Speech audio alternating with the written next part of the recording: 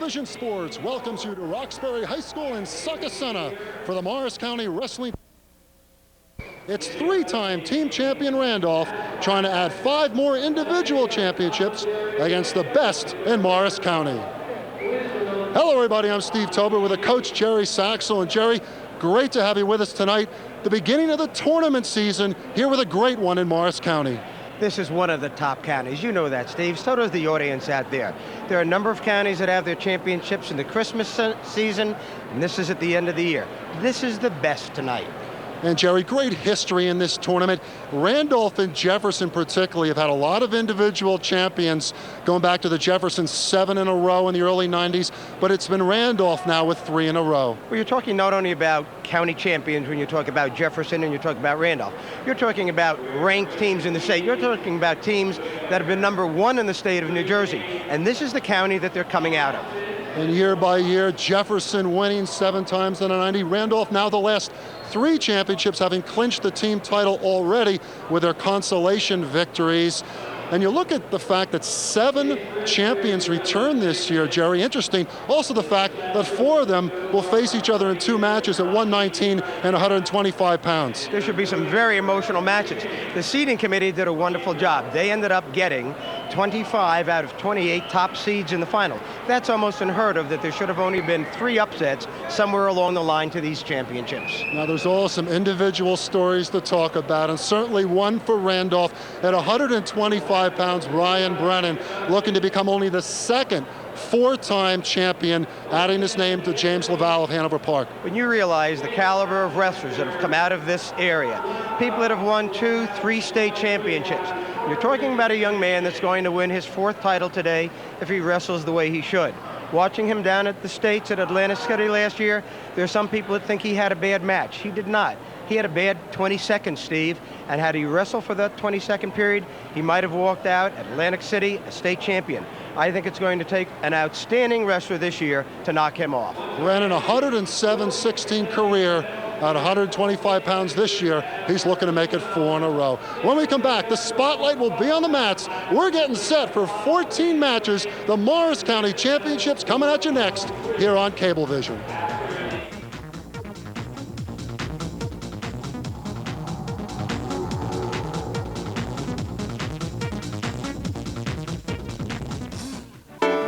Looking for delicious home-cooked food at moderate prices? The Barn in Randolph is where you'll find it. We pride ourselves in courteous service, a comfortable atmosphere, and a great place to meet. A perfect location for business and pleasure. The Barn in Randolph suits all your dining needs 7 days a week. Lunch, dinner, late-night cocktails, Sunday brunch, off-site catering available, outdoor patio dining, and homemade ice cream. The Barn in Randolph, dining the whole family will enjoy. There's so much news out there these days. How will you know what you need to know? We watch News 12 because they're covering issues that affect New Jersey residents. News 12 knows the news that matters most to you because we're closest to you. 2, 4, and 7 don't get into the local issues, and 12 does. When I want to find out about New Jersey, that's who I tune into, News 12. News 12, your neighbors in New Jersey. We're closer to you.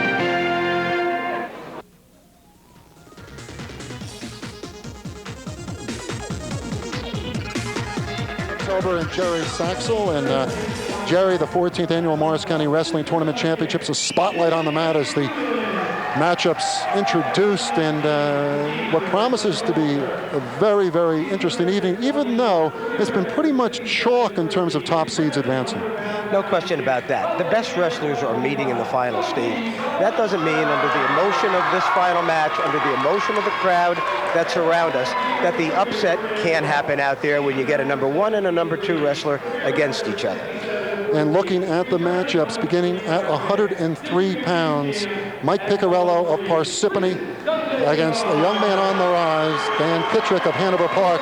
Here's see Piccarello, 18-2, and Kittrick, the top seed at 14-1, a young man who's really come on for Ernie Evelyn and company. Looking at 112 pounds, Seamus McGinnis, 17-1 against Dan Shamsuddin of Parsippany at 119 pounds. And here's a matchup of 2 champions from last year in different weights. Chris DeMeo of Randolph against Joey Camacho of Dover. Camacho was very impressive 20-1 record. At 125, Ryan Brennan, undefeated, the number 1 pick to win 125 pounds in Atlantic City in March against Mike Trost, 21-0. He was a county champ last year at 125. And at 130, Brandon Kaufman of Del Barton and Dave Bruno of Randolph, a very gutsy, hard fighting wrestler for the Rams, one of their 5 finalists. And at 135, Anthony Politti against Joe Salerno, considered perhaps the best wrestler to ever come out of Chatham High School at 17-0. At 140, Joe Barchetto of Morris Knolls against Scotty Miller, 16-2 for the Pequannock Golden Panthers. At 145, Craig Hansen expected to be there, and he is, against Wayne Oakley of Pequannock at 19-2. So Len Smith very happy with the roles of his Pequannock wrestlers, have done extremely well, putting 4 in the finals here tonight. At 152, Tom Markey, 17-2, and Tom now in his 3rd final at different weights. And he's had some injuries, but he's fought them off and had a very impressive ride here against Dave Mellon of Mount Olive, who had a tremendous semifinal against Dan Forgione of Parsippany Hills, and he's 19-2. Ben Denise, the favorite for Morris Knolls, coming in with a 14-2 record at 160 against Matt Smith of Pequannock, very much of a youngster on the rise. And at 171, Sean Colony, just back with Jefferson on the last half of the season at 7-0 against Bobby Nichols. Very impressive, advancing to the finals from Hanover Park at 15-3. And at 189, a homeboy here in Succossona for Roxbury, Carl Perrone, 18-1 against Ed Redmond of Morris Hills at 16-1. Eddie's certainly a fine young wrestler there. And Bob Voorhees, what a powerful young man he is, returning champ against Carl Betts. That should be a great matchup at 215 pounds. Betts at 18-2 for the Bailey Ellard Bishops. And at heavyweight, Ali Hakim, top seed, certainly one of the guys considered a good bet to get to Atlantic City to place, 16-2 on the year against, here's an upstart, a 6th seed, Anthony Lotz of Dover. And Jerry, you talk about Lotz, 17-2, a 6th seed. There were some upsets the opening night. Kevin Costabos with an upset of Roger Attia in the opening round. Attia, the 2nd seed, paved the way for Lotz to make it to a final. And I was here early enough to watch him get to those finals, and he was very, very impressive in his semifinal round.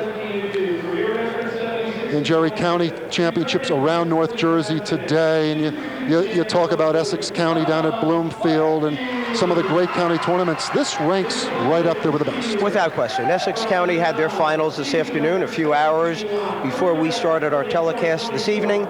We have Union County having their championship next weekend in the massive gym, the Dunn Gym down at Elizabeth. But this is the one tonight that others will pick up the paper tomorrow morning and want to see the results of. This is the tournament that will start to determine seeding in the regions that will be coming up soon. And looking at the daily record top 10 that Joe Hoffman puts together each week, Randolph leading the way at 15-1. Morris Knolls, Parsippany, Pequannock, Jefferson, Hapatcong from the Sussex County Interscholastic League, Roxbury, Lenape Valley, also from the SCIL, Hanover Park, and Parsippany Hills, rounding out the daily record top 10. The Gannett top 10, and Jerry, some state powers. Randolph, they consider themselves an elite team now. They certainly would have to go up against Phillipsburg in Group 4, where they lost to last year, have dropped the match to Hunterdon Central earlier, but they're ranked above them in the Gannett, New Jersey top 25, and those are the top 10 teams in that Gannett poll. And you look at some of these teams, Absegami, with some great wrestlers, Lacey, Paulsboro, Phillipsburg, certainly familiar names. Tremendous teams. And again, Randolph has moved ahead of Hunterdon because Hunterdon has lost a few matches. Randolph stumbled against them, had some people get pinned. I think if they wrestled again, I think some of those Randolph wrestlers might stay off their back, and it could be a very interesting result were they to wrestle a second time. And Jared, as we proceed, and a great touch to this tournament is the matchups, the individuals meeting themselves on the mat here, and just tremendous competition and also competitiveness and camaraderie among these athletes who face each other during the season as well. And not only that, but you had an induction a little earlier today into the Hall of Fame here. 3 outstanding individuals accepted into this Hall of Fame. Tremendous respect paid by the crowd as far as those individuals were concerned. And that would be James Bodner, Greg Cholish, and Bill Cuff, and we'll learn more about them as we go along. James does a great job on PA. Here you see the top county wrestlers' career wins, and Jerry, this is an impressive list. Dave Hughes of Jefferson went to Michigan State. James LaValle, who just wrestled on these mats last year, in the 3rd spot, career-wise at 129-5. Understand that up until about 15 years ago, there were 2 or 3 individuals that had 100 wins. We've increased the length of our season with the state sectional wrestle-offs. Wrestlers have a chance to get more bouts in, but those are tremendous totals. When you look down even through position 12 here, and look at those names jump out at you, they are most impressive. And Ryan Brennan in the 10th spot there, 107-16, still active in a 125-pound final tonight. And these are some great names. Mark Piotrowski of Jefferson, and his dad, Fred, is also the coach at Parsippany. Some great names through the years. And Brennan just trying to add his name to an exclusive list as a 4-time champion, along with Laval, who's a redshirt wrestler at Lockhaven, a great school there. Then we get a good shot at Anthony Lotz of Dover, who'll go up against Ali Hakim tonight. And heavyweight is also always an adventure, Jerry. Yeah, it's funny. They finish the night, they finish the dual meet, and it is the thing that we remember as we leave a gym. And as a result, when you have a good heavyweight bout to end the match, or to end a tournament, it's the memory that you have as you walk out the door. So let's hope that we end up with an active bout at heavyweight today. We should have active bouts throughout, and right now we're going to have our national anthem sung by Christine Threlkeld of Randolph.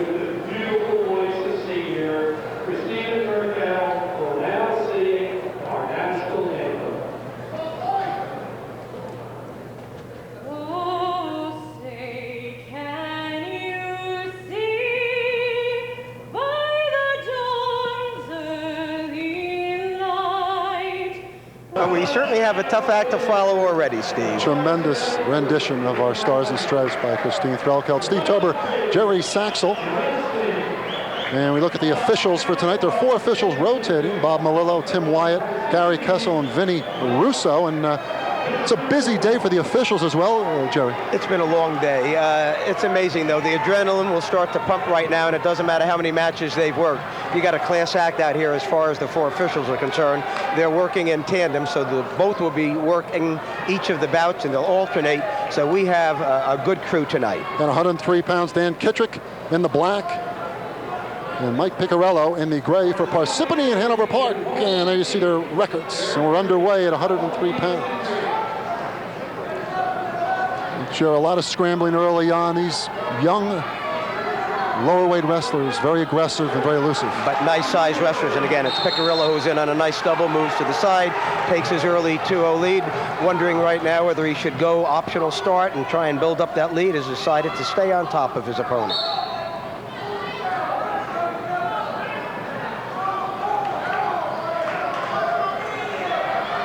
Kittrick, a rising star, just about 500 last year. Couldn't even get out of District 9, but this year rolled into a top seed at 14-1 coming in. Nice shot at a switch by Kittrick, and a very, very nice counter by the Parsippany wrestler. Mike Piccarello, 18-2. Came in as a 2nd seed. You have 1 and 2. 11 of the 14 matches have a 1 and 2 seed going at him here. Here comes that switch again. And again, a nice job of blocking it for a second, but a fine step across. Not behind yet. Control is still in Piccarello's corner right now. Vinny Russo now gives the neutral call, 2-1. And Kittrick has already defeated Piccarello 10-5. Piccarello, a Region 3 runner-up last year. So Kittrick with a little history on the positive side. Stalemate call by the official. Both wrestlers on the feet again with that 2-1 score in favor of Parsippany. And 55 seconds left in the first period.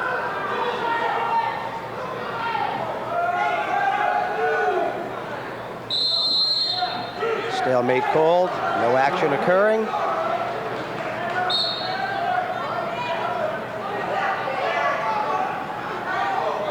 Each wrestler trying to establish the tone here.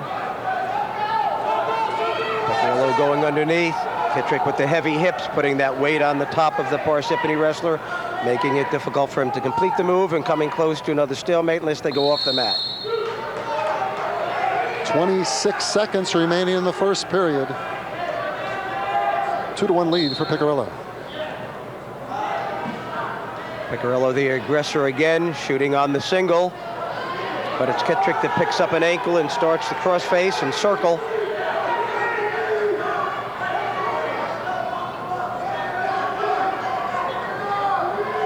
Both wrestlers locked together. First period coming to a close, probably with a 2-1 score.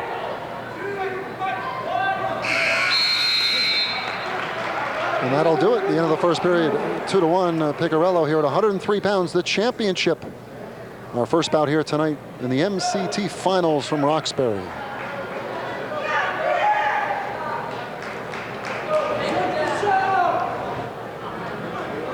Picarello choosing optional start, trying to hit a cradle immediately off that.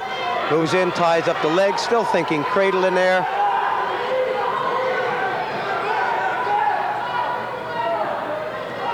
Kittrick, second time, stepping across, catching his opponent on the back, and he has a count. He has 2 on the reversal and 2 on the back. He jumps ahead now on that score. And Kittrick, very impressive there, Jerry, with that move. For a while it looked like Picarello was in control. The nice step across, good catch with the reverse half to pick up a 4-point move. So Kittrick ahead 5-2. Kittrick behind, riding a little bit of a crab ride. Picarello trying to come out the back door. He'd like to make this 5-4 if he can come out the back door. He comes out, but it's for 1, not for 2. .115 remaining, second period. Parsippany wrestler must feel confident on his feet, Steve, because he started with that optional start. Now he's where he was going to be before with that 5-3 score. He needs that takedown to tie it up.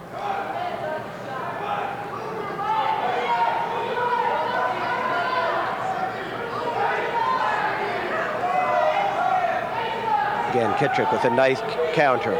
Heavy hips, hooking over the arms, stalemate, action to start again on the feet. And Kittrick defeating Tim Troxel Jefferson 9-5 in his semifinal.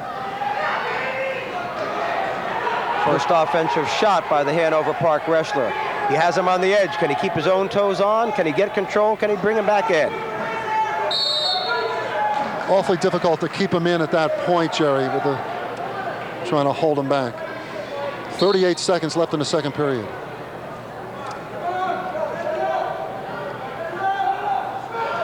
Nice spin behind by Kittrick. The shot again by Picarello, but it's the Hanover Park wrestler that gets the takedown on his counter move.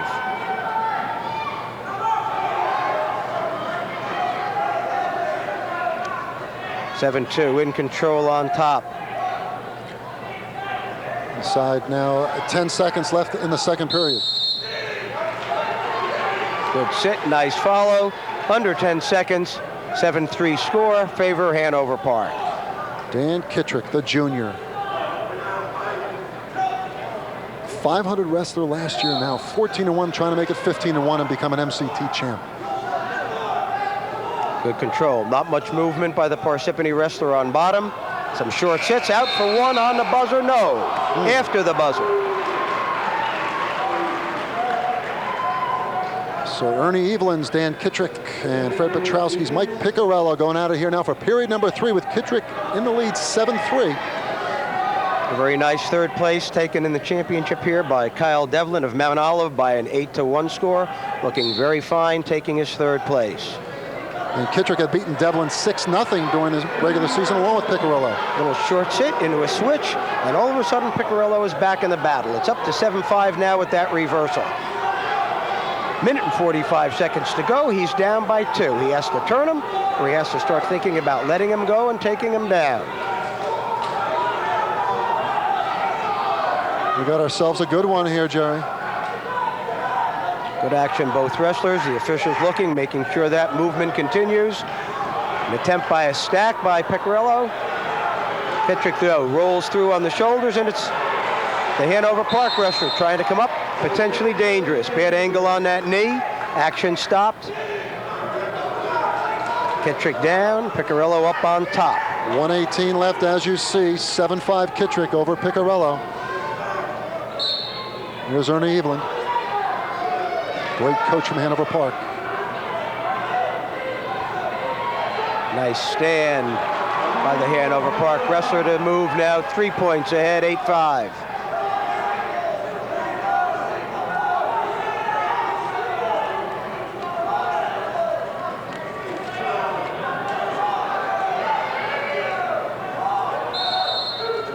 Steve, it's amazing. You said they were 10-5 the first time they wrestled. They're very close to that score now. Should Hanover Park get a takedown, you'd be at that 10-5 score.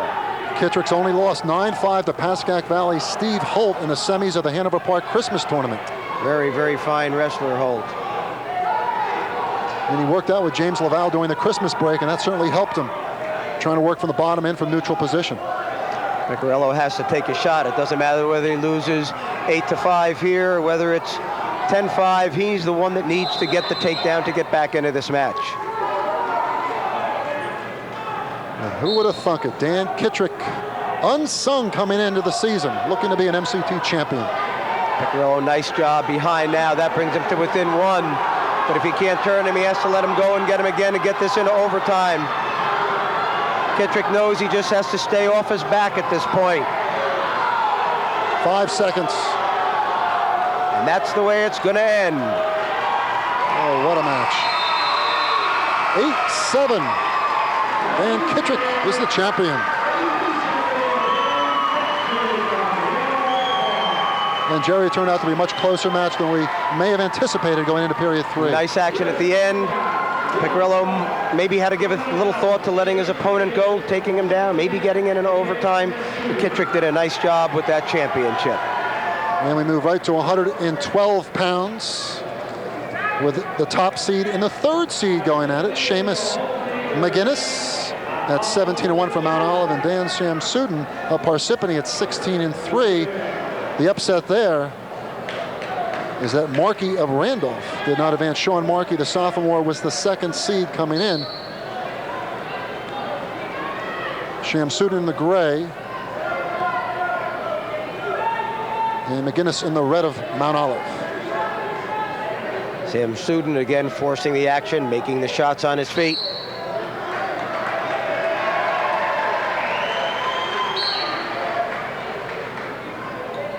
And a lot of people considered the lock to be Markey and McGinnis, but Shamsuddin had something else to say about it, and Dan Shamsuddin at 16-3 representing the Redskins here. He's had some very fine competition this year, and some of those losses are to outstanding wrestlers, and that's when it starts to pay off, when you have a good dual meet schedule.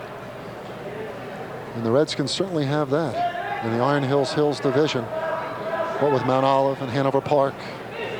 Shamsuddin in on a leg, looking to get high hip across. Looking to step. McGinnis locking, though, tight on that leg. 1:10 to go, first period. No score. Good high crossface by the Parsippany wrestler. But it's McGinnis that's in the position of advantage right now. It's McGinnis that can come on this double. And if he can break the lock of Shamsuddin, he can get his 2. Stalemate coming soon unless there's a change in action. Stalemate called. Joey Camacho of Dover, who was at 119 this year, was the champion at this weight class last year.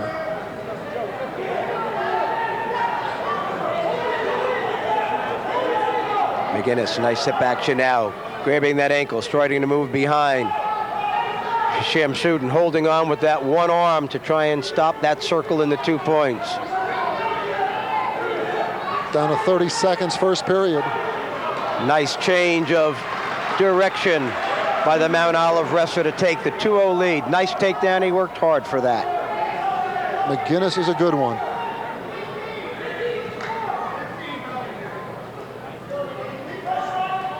McGinnis riding tight right now. He'd like to end this period with that 2-0 lead. He's not going to let his opponent go for one if he can help it.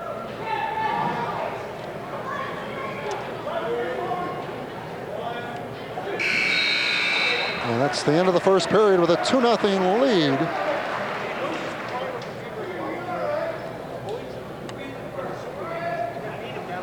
McGinnis at 17-1, Shamsuddin at 16-3 coming into the 112-pound final. And it's amazing how close their career records are, Steve, for 2 young men to be hitting at this second weight class. Have a 61-14 record, and you have a 58-16 record. The first one McGinnis's, the second Shamsuddin's.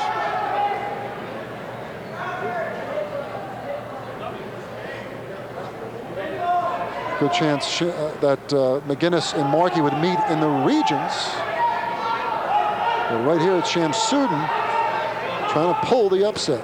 Shamsuddin with the legs hooked in, controlling his opponent with the legs nicely. McGinnis trying to come up to the feet. He'd love to get that 1 point. He'd love to be on his feet again where he got his takedown before.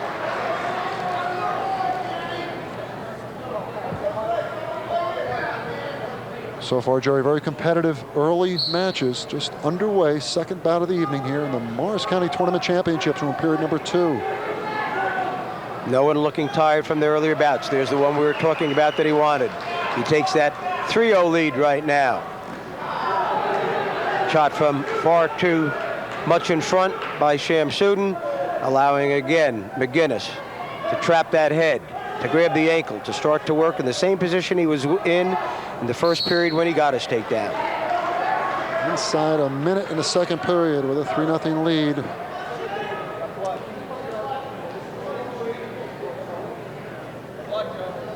A blood timeout. And again with the blood timeout, they have 5 minutes of blood time, and it does not count as one of their injury times. New rules this year, Steve, and again, the new rules have made for better wrestling with 2 timeouts and a minute and a half, and a choice of the wrestler who has not taken that second timeout as to the position he wants after that second one. So wrestling has been better this year than the last number of years. Good point, and you see Shamsuddin with the nose plugged up, and hopefully that'll stay stopped, the blood flow. McGinnis is very impressive. He has a nice build. He's an awfully large 112-pounder. I remember watching him wrestle at Roarway last year when Mount Olive wrestled Roarway in the state sectionals, and he had 2 wonderful matches against Milburn and against Roarway that night. Mount Olive knocked off your Milburn Millers last year. Yes, they did. They were a very solid club. Don't want to rub that in. Nice circle, but off the mat by the Parsippany wrestler. That's a very competitive section, however, and I think a lot of people thought Warren Hills was going to win there last year. 35 seconds left in the second period. Nice spin move, but arm trap behind his back, potentially dangerous. McGinnis, a nice job of countering that spin move. There you see, down to 20 seconds.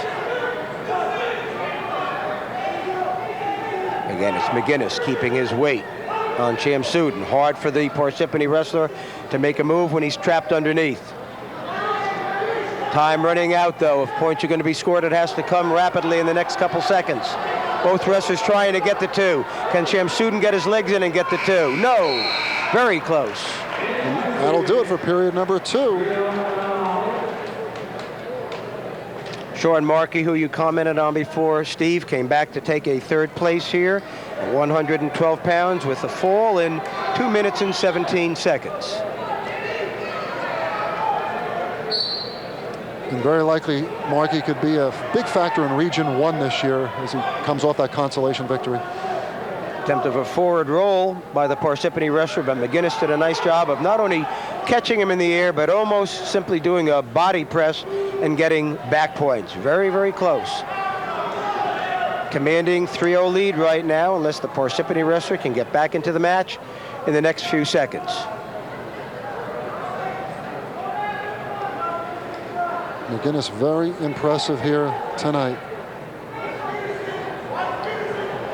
Nice balance on top, Steve, staying behind his opponent, not coming out in front where his leg can be grabbed, going far, wrist in half, still working for the fall at this point. He's got a lot of strength in those arms for a 112-pounder.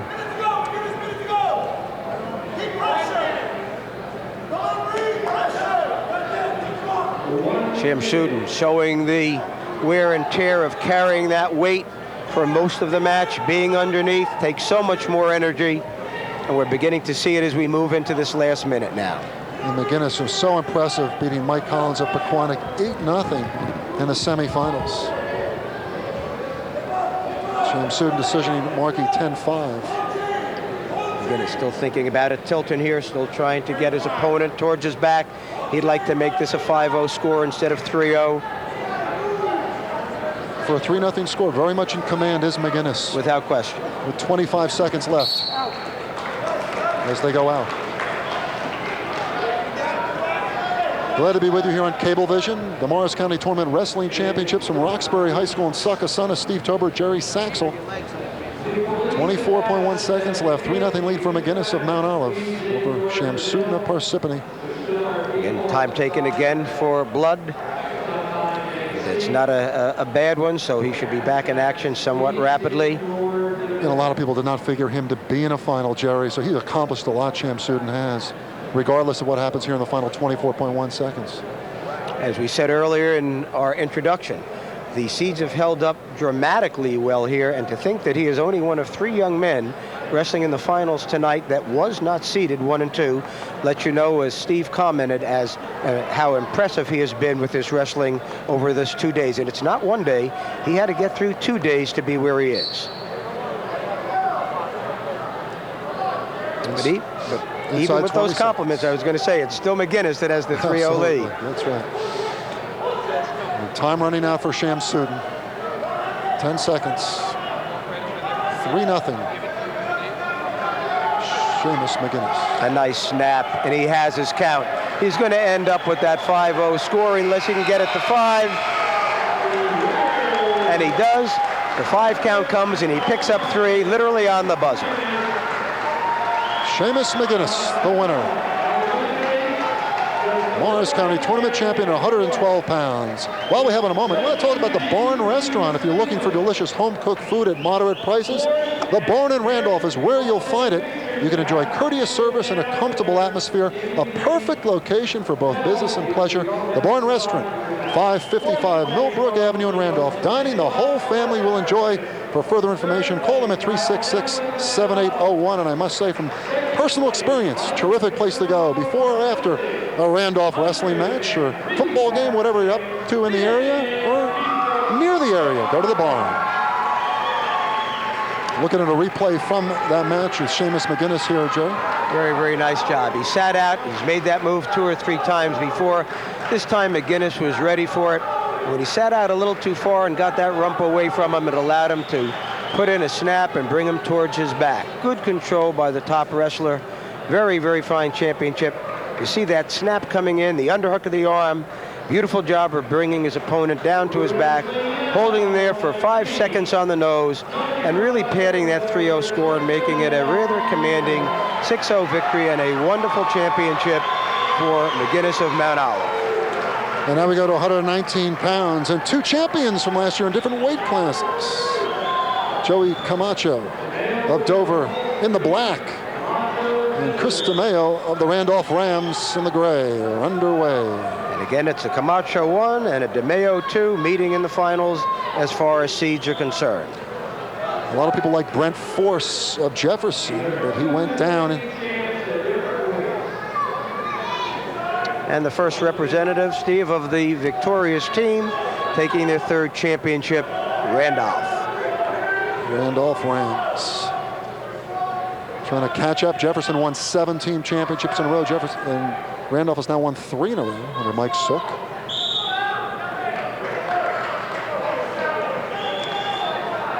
And Joey Camacho, impressive against Force. 9-1 victory over Brent Force of Jefferson in the semifinals. Well, DeMeo won 8-3 over Dave Sisto of Roxbury. Both wrestlers very conservative, knowing each other's strengths, and knowing that a bad shot and a bad move, as we almost saw by DeMeo there, could not only put you down 2-0, but might put you down more than 2-0.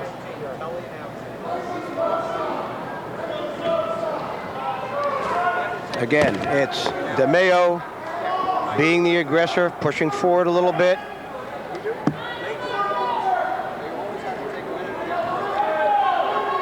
Little shot at a duck, Steve, for him coming under. Both wrestlers off, still on their feet.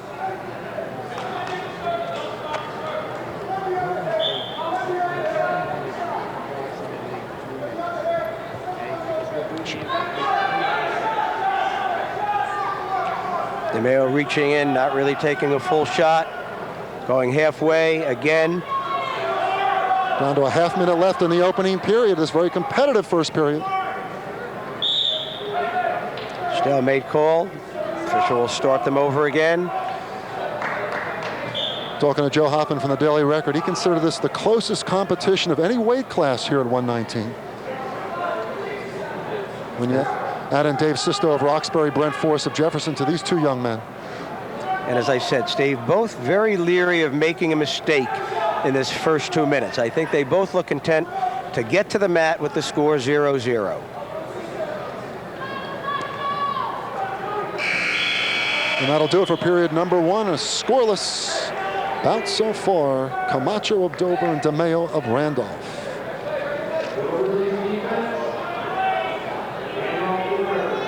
Be Camacho in that defensive position, but in the position to score by coming from the bottom up or on top.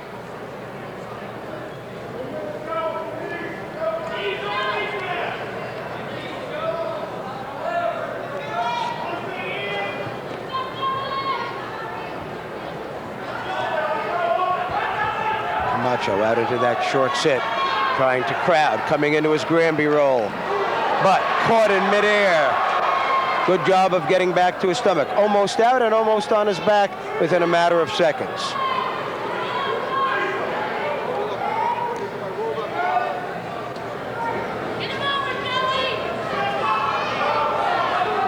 DeMeo holding tight onto that ankle, keeping that weight on his opponent. And they go off with 1:15 left in the second period, and this bout is shaping up to be a barn burner. Camacho thought about that Granby, then he was looking to set a Peterson. Somewhere we may see that roll used again by the Dover wrestler.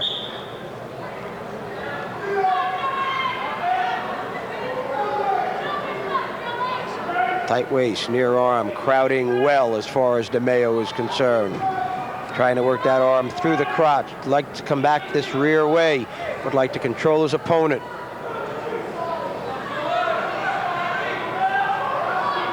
One-on-one by DeMeo. Stall against Camacho. Has to move on the bottom, bellying down.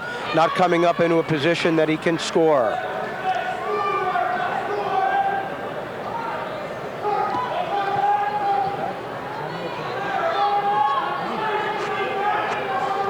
Down to 30 seconds left, second period of this scoreless match.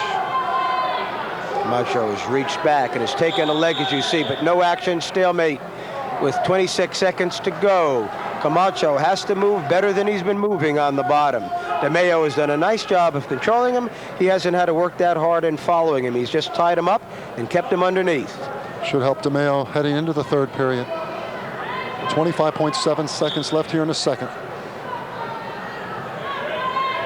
Camacho out in front has reached back 2 or 3 times to switch, but DeMeo's position is too good to have that switch work. Tight waist, near arm again.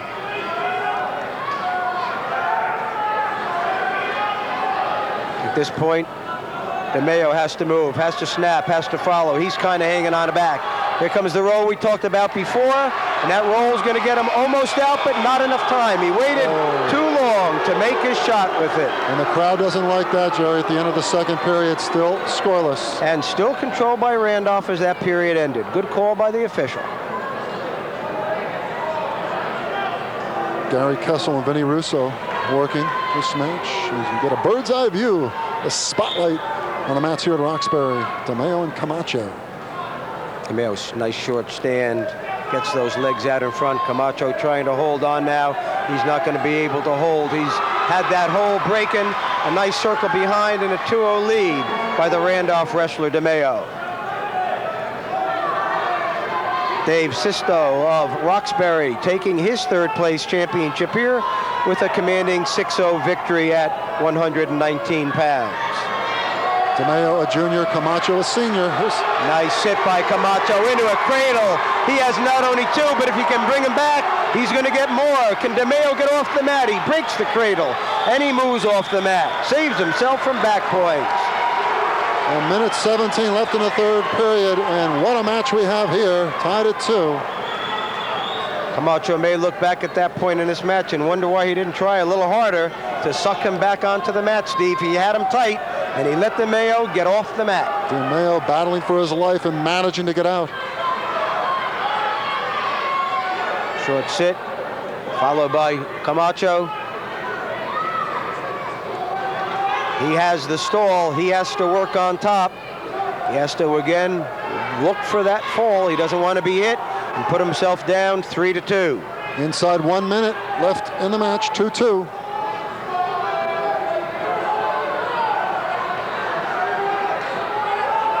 DeMeo turning, coming into a nice position, has his reversal right on the edge. A scramble kind of 2 points. He has the 4-2 lead with 40 to wrestle.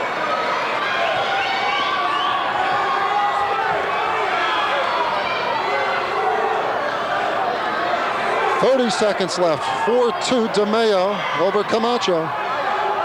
DeMeo, tight waist, arm tied up. Russo saying right now, is he working for the fall on top? 10 seconds. Camacho is going to rue not getting that cradle back onto the mat to get his back points before. It's going to be a championship for Randolph and Chris DeMeo. And Chris DeMeo now a two-time champion. Last year at 103 pounds. This year at 119 pounds by a 4-2 score. We're through 119 pounds, our third bout tonight. We'll take a timeout and be back with more mat action right after this.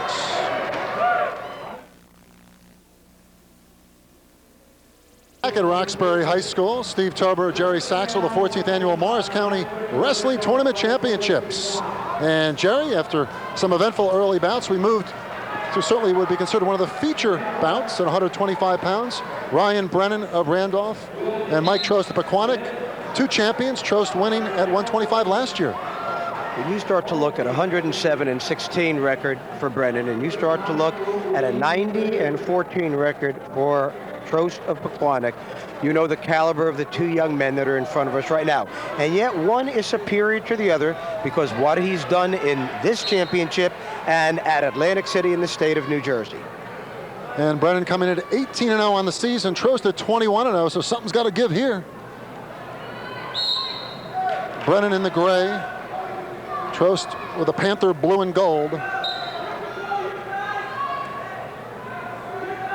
Brennan's so impressive in the fact that he never stops, Steve. You never get a chance to get your breath against him when you're on the mat. That's why he beats some people, he can be behind, and you know that he's going to go the full 6 minutes and score a lot of points when the other wrestler is very tired. He is relentless. There's no question about that. Trying to become only the second wrestler in county history to win 4 county championships. James Laval of Hanover Park the other last year. Hits a single, tries to switch it into a double, but a wonderful job by Trost fighting it off. Mike Trost, a strong individual. He's managed to keep that whizzer in as tight as Brennan has his leg, and he's refusing to give the 2 points. He'd like to have a stalemate. He'd like to get back up to his feet, but Brennan doesn't let him. Brennan moves it nicely, switches to that double, traps the far ankle, and gets his 2 points.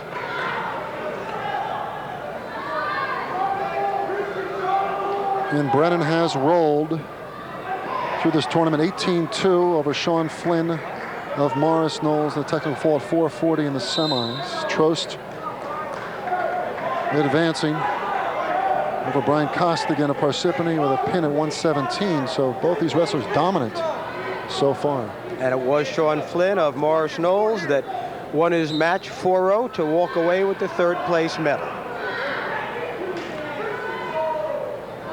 Brennan the favorite to get back to AAC. He was 4th in the state last year at 119 and a favorite right now at 125. Very easy tilt.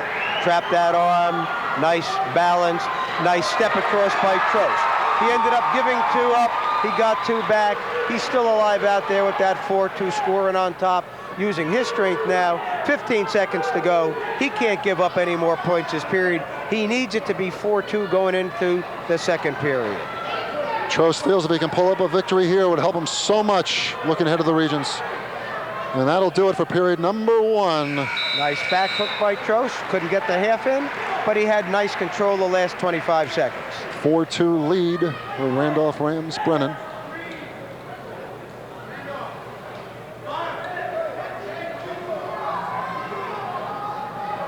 Trost defers. He'll have his choice in the last period. Brennan chooses down.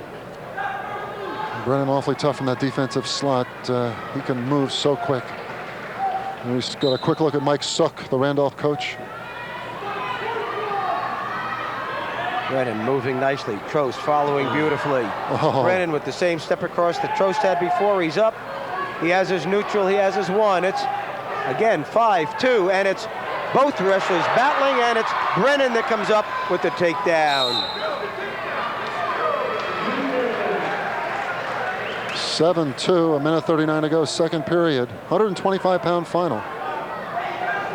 That fast from 4-2 to 7-2. A neutral, that nice escape, and a takedown with a little bit of a throw.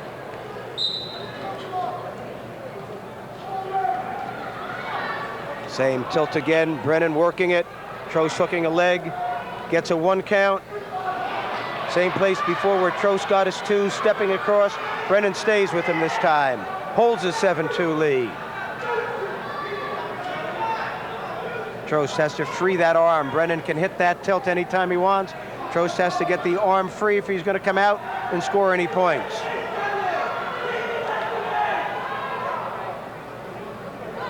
Unusual back-to-back matches here with county champs going after each other. DeMeo beating Camacho at 119, and here Brennan holding a convincing lead on Trost at 125. Stalemate called. New start, center of the mat. Inside a minute left, second period, 7-2, Brennan over Trost.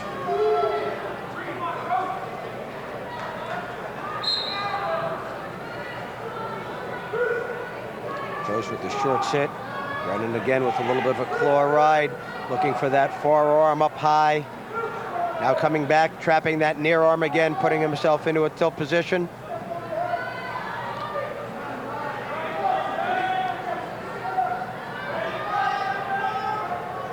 Here you get a look from down low of the work being done by this consummate high school wrestler, Ryan Brennan. Brennan thinking about a back hook, now just taking a bar from the side, hoping to drive it across. He'd like to get some back points here, make those last 2 minutes a little easier. We're into that 15-second period. Trost has to start to move, not doing much on the bottom at this point against an awfully tough wrestler. And you see the clock winding down in period number 2. Oh, close. 7-2. And he finishes it with a 3-point near fall to jump it up to 10-2 to give him that breathing room that he needs in that last period. Even if he should make a mistake now, he's not going to give away with his talent an 8-point lead. Well, Brennan's so impressive and picking up those 3 points late there in the second period. So we move to period number 3 and a convincing performance for a young man looking to become only the second 4-time county champion. And he does it easily, Steve. He doesn't work hard in getting a person over. He has such good hips, and he knows what he's doing. It's not a fluke that he has the record that he has, not only for this year, but for his career. And I spoke to him before, still not sure where he'll end up on the collegiate ranks. His brother John down at Penn, fine career there.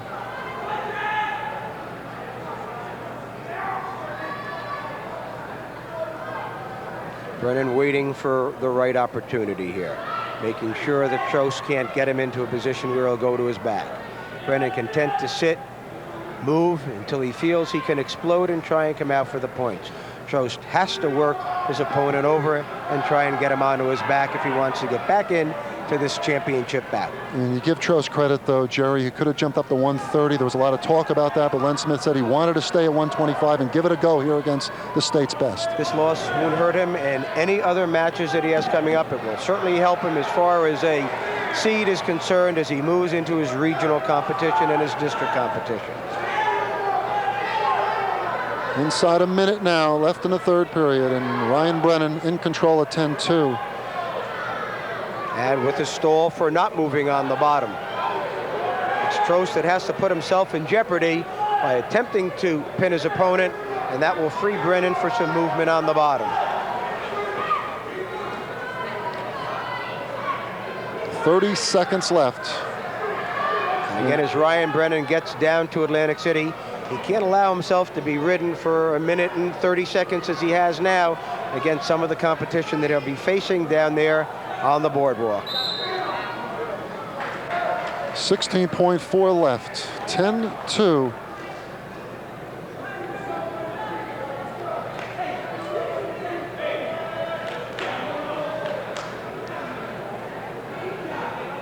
Trost is the one that looks the fresher of the two right now. but down by 8 with 16 to go. His solace will be if he can ride Brennan out and say that I rode him for 2 minutes. Brennan would like to be able to come out. Trost, nice pick, nice bring down to the mat. It looks like Trost may stay with him for the full 2 minutes. Nice last period by Pequannock. Super 6 minutes by Randolph. And that'll do it. The 125-pound champion, a 4-time champion, is Ryan Brennan here at 125 pounds. 10-2 over Mike Trost of Pequannock. And he becomes a part of history, does Mr. Brennan, joining James Laval, are the only 4-time Morris County champions.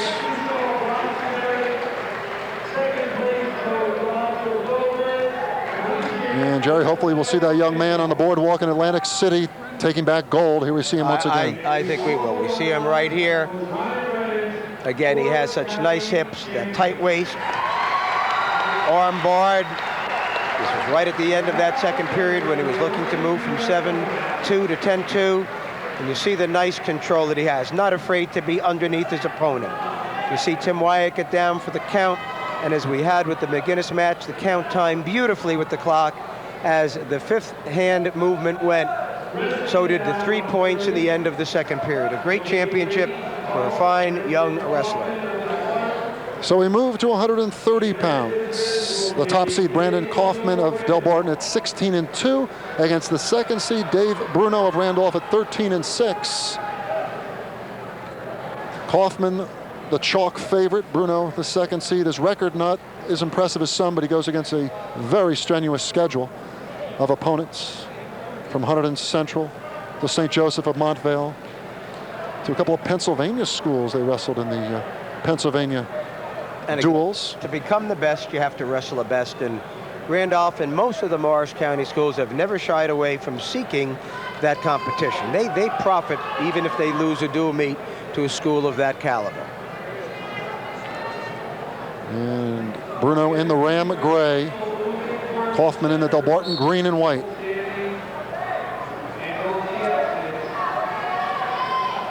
It's Kaufman that makes the first shot. He comes in nicely on that single. He puts a trip into it. He shrugs a leg. He doesn't have control yet. Bruno comes up to his feet. Kaufman, nice job of bringing him to the mat. Fine takedown, stayed with it for 15 seconds until he got it.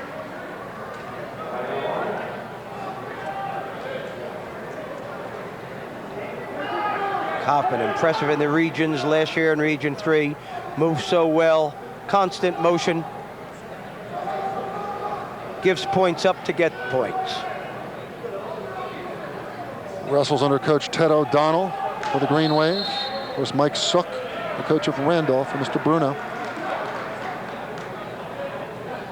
Kaufman with that 2-0 lead. 1:14 to go here in the first period at 130 pounds.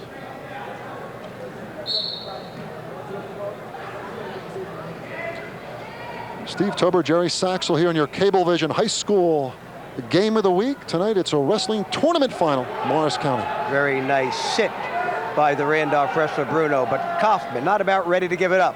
It looked like Bruno was behind for his points. Kaufman hung in there, got it to a stalemate position. He's still in control. He's still up 2-0.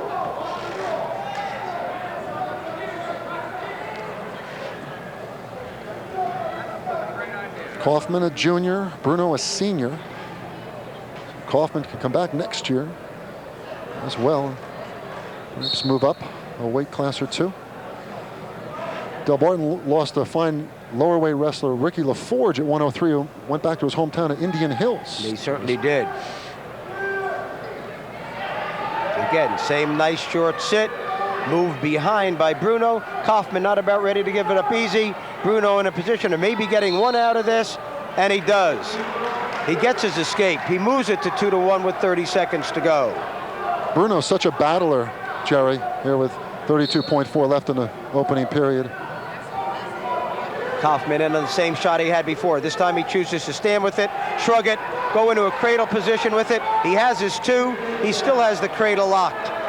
20 seconds. Can he get his opponent over here to make it more than 4-1? Has a leg trap, walking him to his back. Beautiful job of walking him to his back. Has the count, has a 3, it's 4, it's 5. He has his 3 points. He has a 7-1 lead as this period ends. And it winds down. Sheamus. 3 for the back, 7-1. Super job of going on that low leg cradle to pick up a 5-point move. 2 for the takedown, 3 for the backs. Brandon Kaufman, 7-1 as we head to period 2. And in command is the Del Barton Jr. 16-2 on the year. Short sit, beautiful stand, clears the hands, turns, cuts. Not content to get his one, right back into a little bit of a hug. Hits that single for the 3rd time. Will he go up top again and try and lock up a cradle?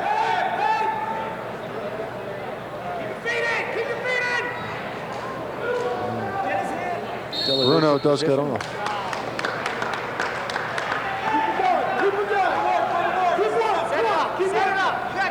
Kaufman doesn't even look tired out there, Joe. Looks like he's in tremendous condition. And it's nice to see him, the aggressor. Nice counter right there by Dave Bruno. Kaufman, again, though, was the one making the shot. Little throw drag. Kaufman hangs in there. Doesn't give the points up. 1:24 left, second period. 8-1 for Kaufman. And some of these wrestlers are thinking outstanding wrestlers, Steve. They know that there's going to be a nice award given to someone in this tournament, and they would all like to be considered for it. And certainly Kaufman right now impressing, as did Mr. Brennan at 125. And 1:24 left here with a timeout. Pat Hu of Parsippany capturing the 3rd place championship here, 8-3 at 130 pounds. And you're looking again at the people being cooled down. Dave Bruno having his water and cooling again. Brandon Kaufman, 63 wins, only 10 losses in his 3 years of wrestling for Del Barton. 51-22 for Dave Bruno of Randolph. Blood time is stopped, not an official injury time. Part of the 5 minutes that Kaufman has. And last year it was John Gregory of Randolph winning this weight class, with Craig Hansen of Jefferson finishing 2nd. Gregory wrestling in college now, a tremendous tournament early in the year up at West Point. Privileged to teach with his mother, Daphne, in our school system, and she is a tremendous follower of wrestling, not just of her sons over the years, but is one of those fine wrestling parents that we're privileged to have in this sport. Kaufman in on a super double, comes out the back door, gets his takedown. So tough with his tight waist, near arm, 10-1 lead, a commanding lead now. Is he thinking technical? Is he thinking pin? Will he start to get more back points or go takedowns for 2s? Down to 40 seconds, second period. Kaufman in total command at 10-1. Ties up an arm, wants to go around front, would like to come under the forearm of Bruno to turn him to his back. Bruno good enough to free that arm. You see the definition in Kaufman's build that the camera picks up so nicely. You see that strength of the wrestler on top. Right now, he's simply a stronger wrestler physically than is Dave Bruno of Randolph. Stall call on the bottom. That's a tough call and a good one. But it's very difficult for the Randolph wrestler to do much more than he's doing with the way Kaufman's moving. Kaufman just forces his opponent to his back. Gets a count of just 2. Kaufman loves the action too, Joe. He really does as the second period winds down. 14-1. 2 backs, 13-point lead. He's just 2 away from that technical fall. Time again for blood for Kaufman. Blood timeout. Kaufman coming in at 16-2. Bruno at 13-6, again against a very formidable schedule that Randolph faces. They beat St. Joseph of Montville early in the season, a tremendous victory back on January 2nd. A match won really in the upper weights, including Ali Hakim, who you'll see later, who pinned Edgar Puzio, a 5th place winner in Atlantic City last year. And that was a huge win that got Randolph's team going this year, Jerry. Without question. It was a thing that let the rest of the state out in western New Jersey and especially in southern New Jersey, where the strength has really moved, Steve, the last couple of years, but it allowed Randolph to be looked at a little bit differently. They finished last year so strongly, and the question was, could they start out this year with some of the losses they had and still stay in that top 10, and they certainly proved with that victory that they could.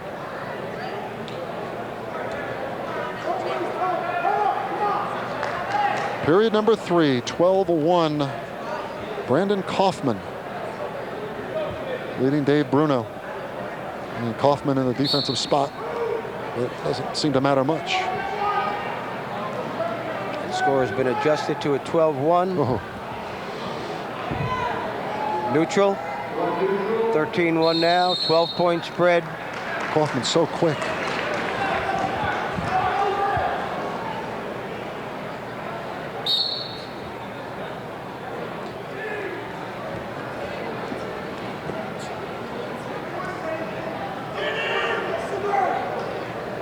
Kaufman still the aggressor. 12-point lead. Not content to sit on that.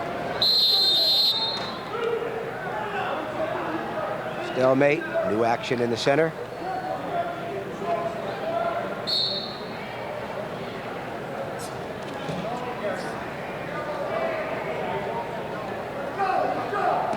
Bruno locking on that front head.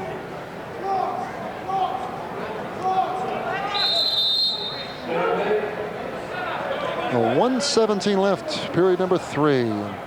Brandon Kaufman closing in on the championship here at 130 pounds. The single that we saw earlier in the match, into a double for his takedown.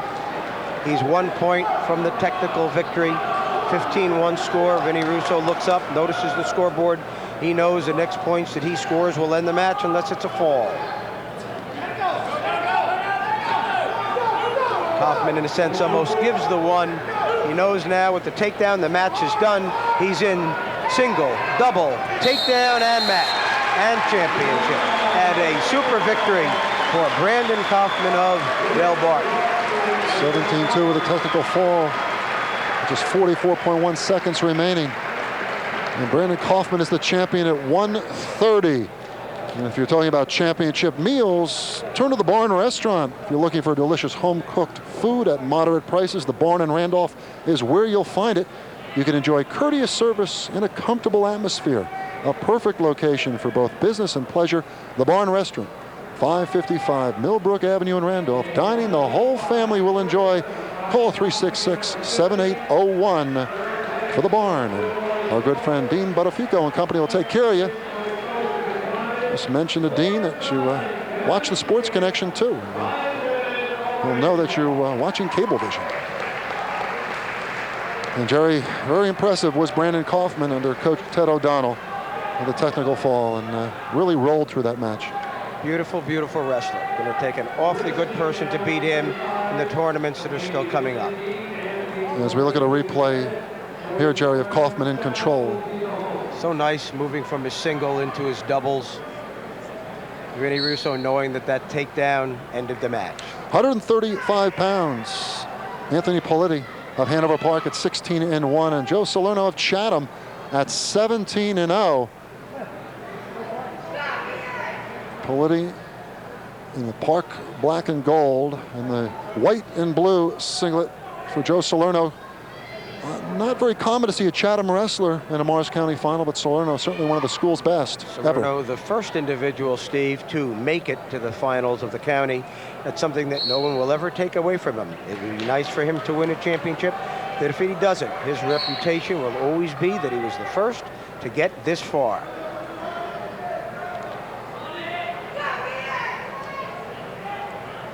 Both wrestlers feeling each other out here in the first period.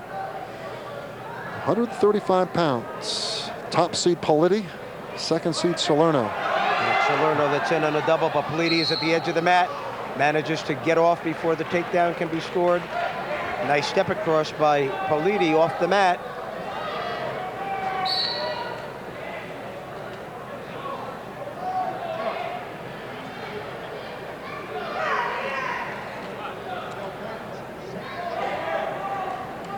Salerno had wrestled at 140 for part of the season. Well, he had a better shot here at 135 and certainly capitalizing to get to the final.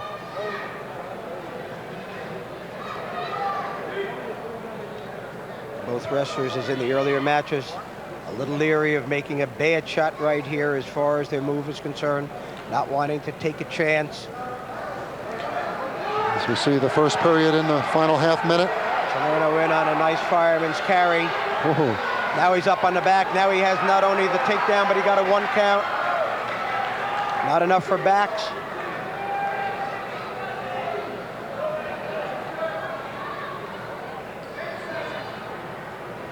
Salerno hooking a leg in, controlling that arm. They'll end this period ahead. Salerno at 14-0. Taking the lead into period number 2. Politi take the defensive position here to begin period number 2. 135-pound final. Your Morris County tournament here on Cablevision. Steve Tober, Jerry Saxel from Roxbury High School. Salerno, very long, large wrestler at 135 pounds after starting at 140 this year. Ties up the near arm, stays in between those legs, making it difficult for Anthony Politi to get up to his base. Politi with a nice roll, but Salerno traps the arm, still controls his opponent. Politi, though, coming out in front. Politi in a good position to score. Potentially dangerous position. Arm up, much too high. That worked to the disadvantage of the Hanover Park wrestler.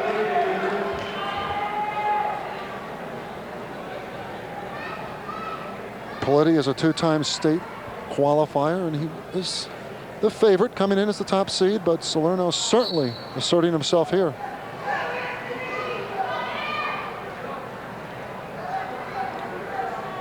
Minute 20 to go, second period.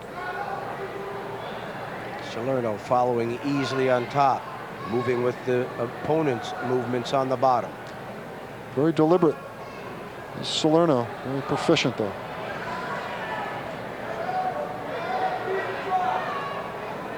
Salerno, tight waist, barring the arm, would like to drive it across, would like to get some back points here this period. He'd like to get ahead 4-0, not just 2-0. And Politi trying to get off there. And he does just that.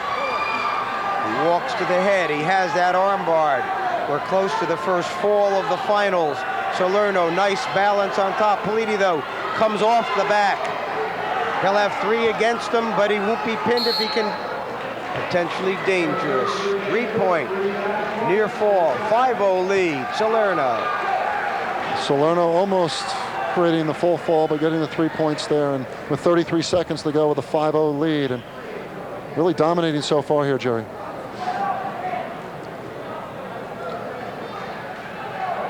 I was very privileged, Steve, to have the opportunity of starting the junior varsity program and then moving to the varsity level at Chatham as their first varsity coach. And it really is very emotional for me to sit here and see someone come from that program now with the lead and a chance to win a Morris County championship with Joey Salerno. I remember him as a little second and third grader and how tough he was there. Nice move by Politi to come out and get that 1 point. Inside 10 seconds. And Jerry Saxel also started the program at Milburn, where he's an assistant now. And guess I can't hold a job. They throw me out of a lot of places, Steve. 2 seconds out with 1.9 left. They'll come back 5-1. Salerno over Politi here at 135 pounds.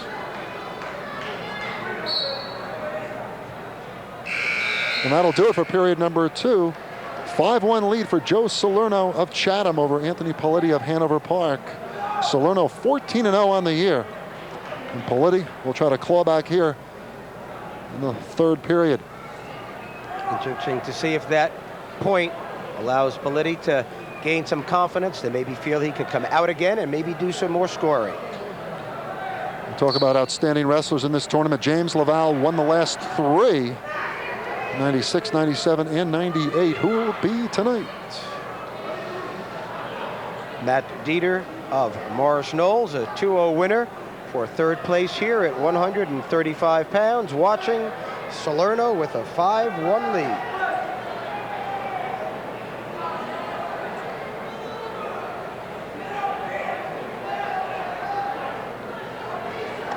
Politi having great difficulty trying to escape from Joe Salerno.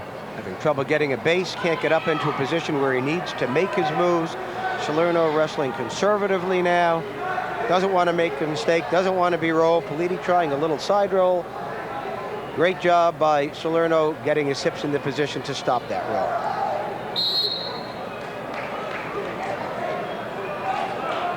.108 left, third period. Salerno still with a 5-1 lead. Perhaps the best wrestler in Chatham history. Under coach Phil Liosa now. And the broadcast colleague Jerry Saxel starting the program over at Chatham. Here we see. And it's nice Coaching to see sideline. Frank Michelli, an ex-Millburn wrestler, as an assistant coach sitting alongside. These wrestling aficionados get around to different schools, that's for sure. Inside a minute left here in the third period. This is a very fine championship for Chatham because it allows other Chatham wrestlers now, Steve, to know that it can be done. It's much more important than people realize watching this bout now for any school to get their first champion in a tournament that's as important and as prestigious a tournament as the Morris County Championships. Bleedy out to 1. Salerno not taking a chance on getting into trouble. Happy to give the 1 point. Sure. Releasing for that 1 point, still leading 5-2 with 34.7 left here in the third period. Last ditch chance here in the final half minute for Anthony Politti. Salerno ties his shoe.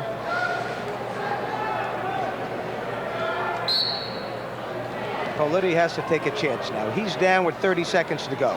He has to try a throw. He has to go headlock hip though. He has to go lateral drop. If he wants to get back into this championship, he has to make the gutsy move right now. And Salerno has to know that and be careful.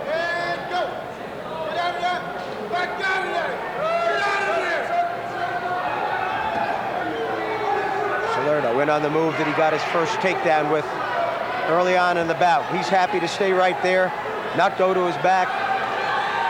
He holds his 5-2 lead. Politti trying to pick up 2. It's Salerno that's close to getting the 2. And Chatham High School has a champion. Joe Salerno at 135 pounds. With a convincing victory over Anthony Politti. When we come back, we'll have more wrestling from the Morris County Tournament. You're watching the MCT Finals here on Cablevision.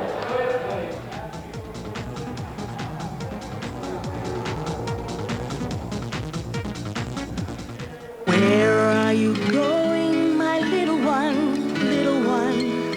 Where are you going, my baby, my own? Turn around and you're tiny, turn around and you're grown. Turn around and you're a woman with dreams of your own. Reach for the stars at Felician College, now with collegiate sports and dorms. Call 973-778-1029. Looking for delicious home-cooked food at moderate prices? The Barn in Randolph is where you'll find it. We pride ourselves in courteous service, a comfortable atmosphere, and a great place to meet. A perfect location for business and pleasure. The Barn in Randolph suits all your dining needs 7 days a week. Lunch, dinner, late-night cocktails, Sunday brunch, off-site catering available, outdoor patio dining, and homemade ice cream. The Barn in Randolph, dining the whole family will enjoy. We're back at Roxbury High School. Steve Tober, Jerry Saxel getting set for 140 pounds here at the 14th Annual Morris County Wrestling Championships. Joe Barchetto, 18-0 for Morris Knowles, and Scott Miller, 16-2 for Pequannock. Should be a good one between 1 and 2. Barchetto, the top seed, coming in, Jerry, and he's in the green of Morris Knowles. And on paper, he has to be the favorite. Steve, when you look at those 92 wins, when you realize he's 18-0, when you know that he took a second here and is a region champ, certainly the betting line would be towards Morris Knowles in this final. But Pequannock has had a wonderful tournament, challenging for second or third place overall on the point total, and maybe Miller can add to that total. And it is between Morris Knowles and Pequannock for that second spot. So this is an important match head-to-head for what team might end up in second place. Yeah, very much of a battle there for the second place in the team standings. And Len Smith Pequannock said that's what he's really shooting for. He wants to get that second spot. Finishes the runner-up behind Randolph. Pequannock came in a couple points ahead, but their competition in the finals is tougher than Morris Knowles' competition, and so it is conceivable that Knowles will end up somewhere around 4 points ahead of Pequannock in that final position, unless someone like Miller can pull the upset. Miller third in District 4 in 98. I think it most unusual, Steve, that we have not had a fall through these first bouts with very fine wrestlers on both sides, but sometimes that number 1 is just that much better than number 2, and we have not seen that. A beautiful little duck, manages to get his opponent down, off, stepped off, both wrestlers put up, looked like he might have had control. Back into the center, still 0-0. There's Len Smith, crowd, a few boos coming forth there. It's a moment, the decision made by the referee. No boos coming from the Pequannock crowd at all. 55 seconds left in the opening period. Barchetto certainly pleased that Central Regional's Mark Worthy is elected to wrestle at 145 this year. Many people are very happy that that's where he is. Worthy certainly one of the favorites down in Atlantic City come March. And again, fine wrestlers like Don DeFilippis of New Providence have looked at their weight class, and they're going to be at 40, and there are wonderful people at 52, but 45, there were not a lot of people rushing to get in the 145-pound class. And Miller lost just 8-7 to Barchetto in the semifinals last year, so these two very competitive on paper. And Miller still a young man on the rise, just a sophomore. Staying right in there, second time he's made the shot. Down to 10 seconds left, first period. No score.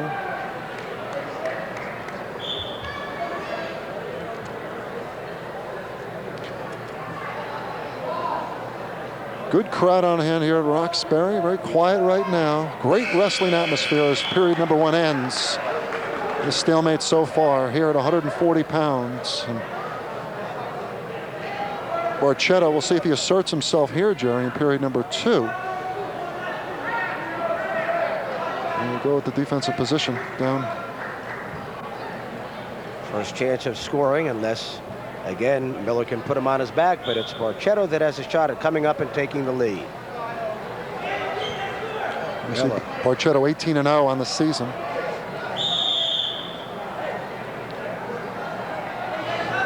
As they go off. See Jeff Churchill, fine young coach at Morris Knowles. Tremendous coach.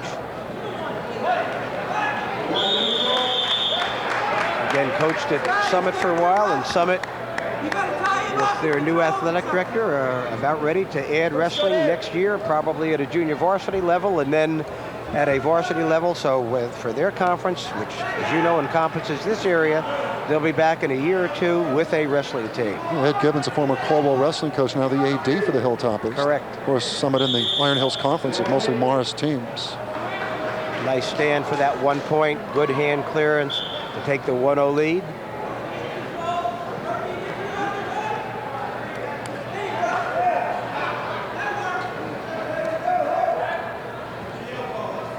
Minute 17 to go, second period. Barchetto forcing the action, but the duck almost is going to get Miller 2 points. He doesn't have control enough off the mat. Each of the wrestlers in the first period and in this period, very close to a takedown, but the opponent was able to get himself out of the wrestling area and save any points.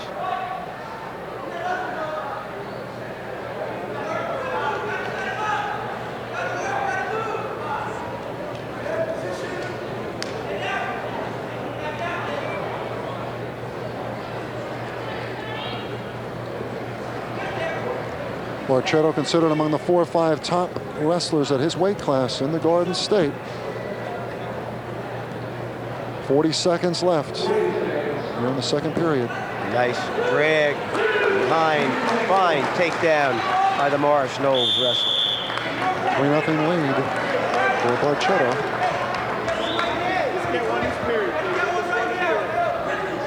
Barchetto seems to be pacing himself nicely in this match. You see, he asserts himself here on top.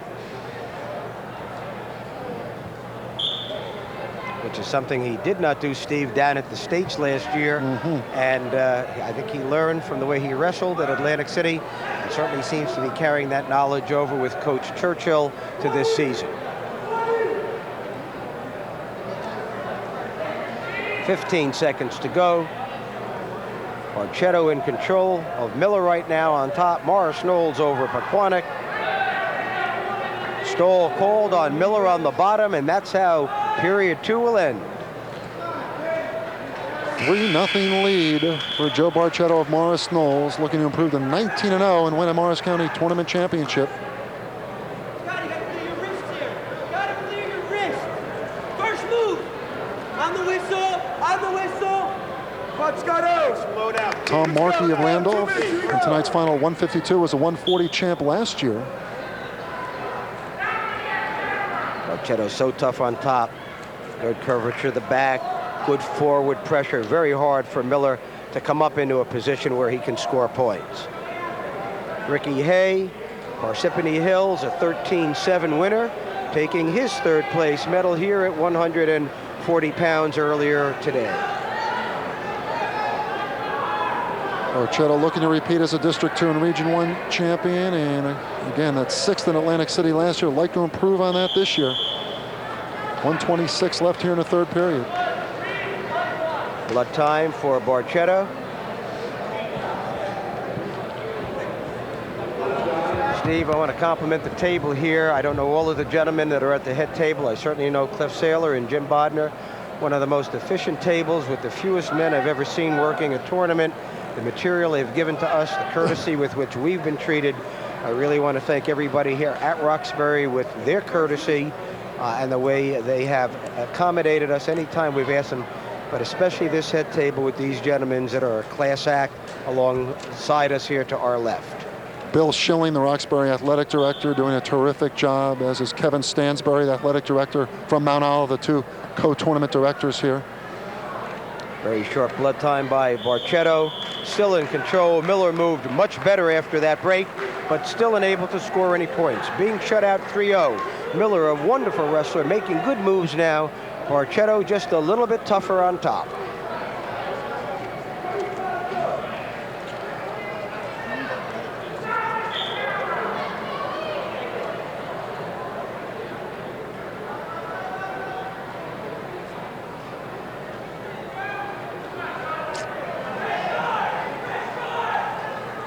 Barchetto just tying Miller up to the point where he is unable to even start to initiate any move on the bottom. And Miller gets off.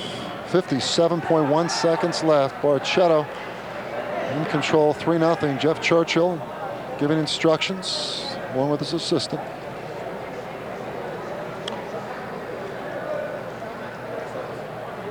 Jeff looks like he could get out in those mats now and still wrestle. He still does, and understand something. He has two young boys. I believe they may be 5 and 7 years old. You'll be hearing their names. They've won a number of tournaments already as little kids at that age. And there'll be a Churchill somewhere, whether it will be this county or Sussex, but there'll be a Churchill somewhere down the line winning some gold medals. 48.6 seconds remaining. Glad you could be with us here on Cablevision. The Morris County Tournament Wrestling Championships. Steve Tober, Jerry Saxel, up here in Succasunna. I want to thank Cliff Saylor, too, who does a terrific job with the program here. Just an incredible job keeping up to date all the statistics, semifinals and such, all the results. Cliff Saylor is just dynamite with the program here. Not as well organized an event as I've seen. Almost scary with how fast the things are coming out of the computer. Is the world this well organized? I know it. With Y2K. I didn't need to be made to feel more inferior, and I do with their efficiency. Joe, you think about with the banks and everybody worried about the year 2000. They learn from the guys in the Morris County Wrestling Tournament Committee. They do it right. 20.7 left. Another we could send out. Cliff Saylor's name to Bill Gates, and maybe they can work together and get have those the Microsoft country guys to get it going here. 3-0. Joe Barchetto leading. Scotty Miller here, 140. 20.7 seconds left. Good view there. Glad you could be with us here. Roxbury High School. Very commanding 3-0 score. Not a lot of points, but beautiful wrestling by the Morris Knowles boy.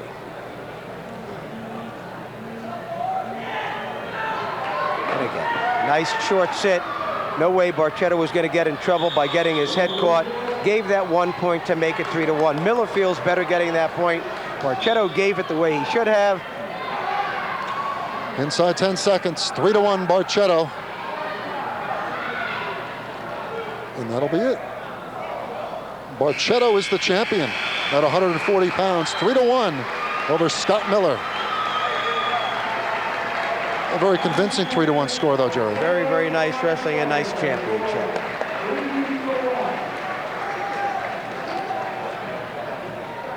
We now move to 145 pounds. And we see Barchetto, the winner, improving to 19-0 at 140. Impressive victory for the favorite. And at 145, again, 1 and 2 seeds progressing. Craig Hansen, 17-1 from Jefferson. Wayne Oakley, 19-2 from Pequannock. So the Pequannock wrestlers, with 4 fellas in the finals, really asserting themselves here today. Very solid team that Pequannock has. Very few weak weights, nicely balanced club. Small school, talking about not a group 3, not a group 4, but you're talking about a small school. It's turned out wonderful wrestling teams under Len Smith the last number of years. Len Smith, very intense man. Spoke to him a few times before, and takes losses hard, the yes. way you would want a coach to. Feels for the young men that wrestle for him. We have to wrestle against him in our conference every year, and we'd love to beat him when we can, but we respect what he puts out onto the mat and the job that he does with the young men that he coaches. So we're underway. Hansen in the Jefferson blue, and Oakley in the gold with the blue trim.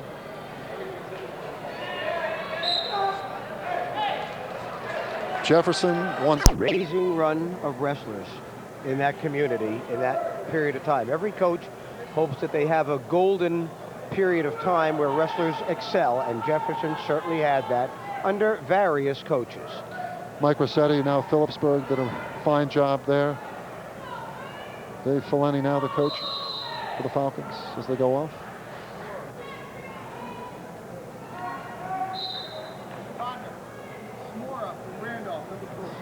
Hansen reaching, working underneath, nice dump. He gets his 2 points. Beautiful carry there. In control. Oakley wasn't able to fight that off.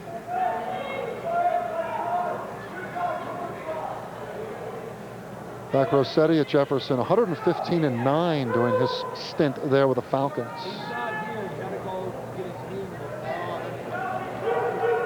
Of course, Peaburg, the best team in the state, if not Blair, now where Rossetti resides. And the Falcons continue to assert themselves. They've really improved the last couple of years. Surprised a lot of people last year after a slow start as a team, and this year doing extremely well with people like Craig Hansen. Hansen again giving 2 point before so that he could come back and get another takedown. He feels superior on his feet. He's built up his 4-1 lead now with 35 seconds to wrestle in this first period. Craig Hansen was pinned by West Milford's Sean Connor.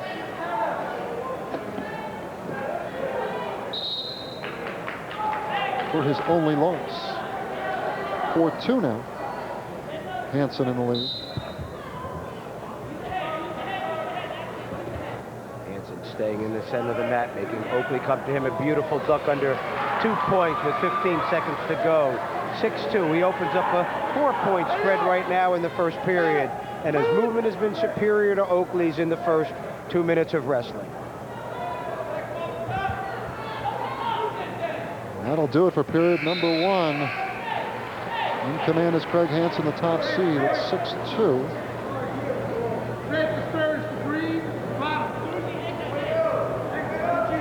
Choice deferred by Jefferson.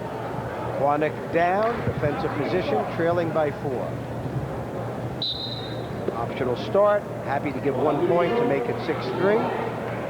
Feeling he's going to get this takedown and all of a sudden have it 8-3. Wayne Oakley, just a junior, 19-2. Beat Brian Flynn 7-4 in the semifinals. Brian Flynn from Morris Knowles.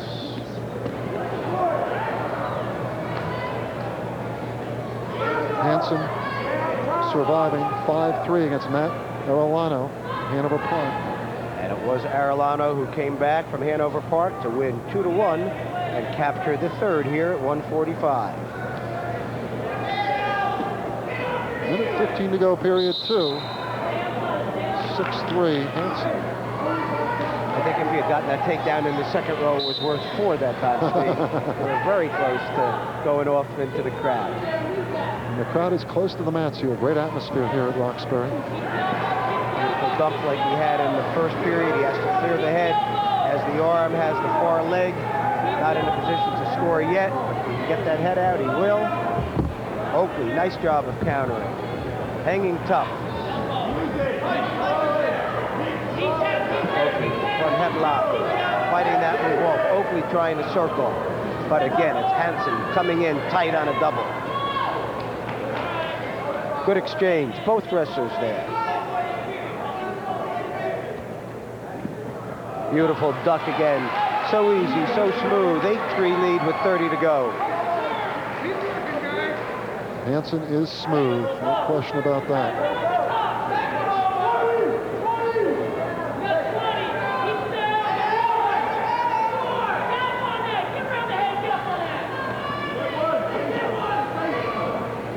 Down to 10 seconds, period number 2.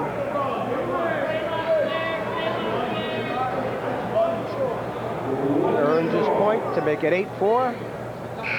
So 4 points away from tying it up. Well, Oakley has some ground to make up here in period number 3, Jerry. And again, you look at the number of wins that each has. Oakley already with 52 wins as a junior. And again, looking over at Hansen with 76 wins. That's a lot of wins for these young men to have. Hansen all the way up from 130 pounds last year. And that duck again, that easy movement to come behind. Commanding lead right now. Too good a wrestler to give up 6 points. He won't make a mistake and go to his back. Gives the point again, 10-5. And Oakley, the runner-up last year at 145, District 4 champ in '98. His hands full here with Craig Hansen. Again, 2 second-place finishers, and only one is going to walk off and get the gold and be the 1999 Morris County champion. Oakley making shots, trying to go for the big move with a little bit of a headlock in the throw, but it's Hansen that just pops behind. 12-5 Hansen. Earlier in the evening, Chris DeMeo, champ from last year, beat a champ from last year, Joey Camacho, 119, and Ryan Brennan defeating Mike Trost at 125, also 2 champs from last year. Hansen moves off, gives the one again. That deficit staying at 50%. 6-3, 8-4, 12-6. Gaining 2 on his takedowns, giving 1 on the escapes. Hansen won this Hunterdon Central tournament, beating Lenape Valley Sean Gaskell and Hanover Park's Matt Arolano. Down to 30 seconds left in period number 3.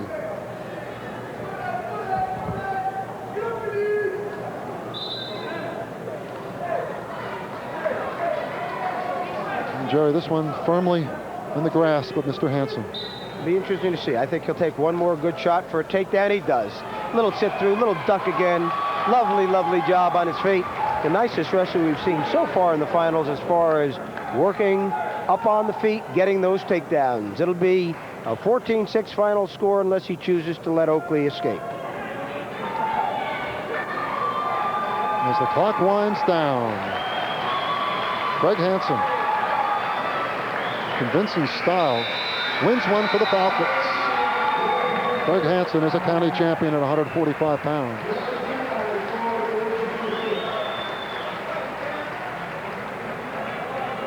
The Falcons are victorious. Dave Fileni's got to be proud, the Jefferson coach. He's done a nice job here, bringing this program back near the top in the Sussex County Interscholastic League. The only Morris team to compete here in the county off the Sussex League. Here we see once again the work of Craig Hansen. Again, not content to just sit on his lead, a little sit, turns it into a duck, comes up behind his opponent, makes it a 14-6 score, doesn't coast at the end. Very, very fine job of wrestling by the Jefferson athlete. So it is Craig Hansen for the championship, and we'll get Sal Set now moved to 152 pounds. And a three-time finalist, Tom Markey from Randolph, the team champion here for the tournament in 1999. You see Mike Sook working out with Mr. Markey. His cousin Mike is a wrestler at Caldwell High School. In fact, he beat his cousin earlier in the season in the Caldwell tournament. It'll be Dave Mellon from Mount Olive in the red, the senior at 17-1. So again, 1 and 2 seeds going at it here, Jerry. I know it was a long seeding meeting, but they did end up with the top people separated, moving into the finals to meet for these championships. And how often do they really get it right? This tournament committee did it almost perfect. 11 of the 14 finals with 1 and 2 seeds.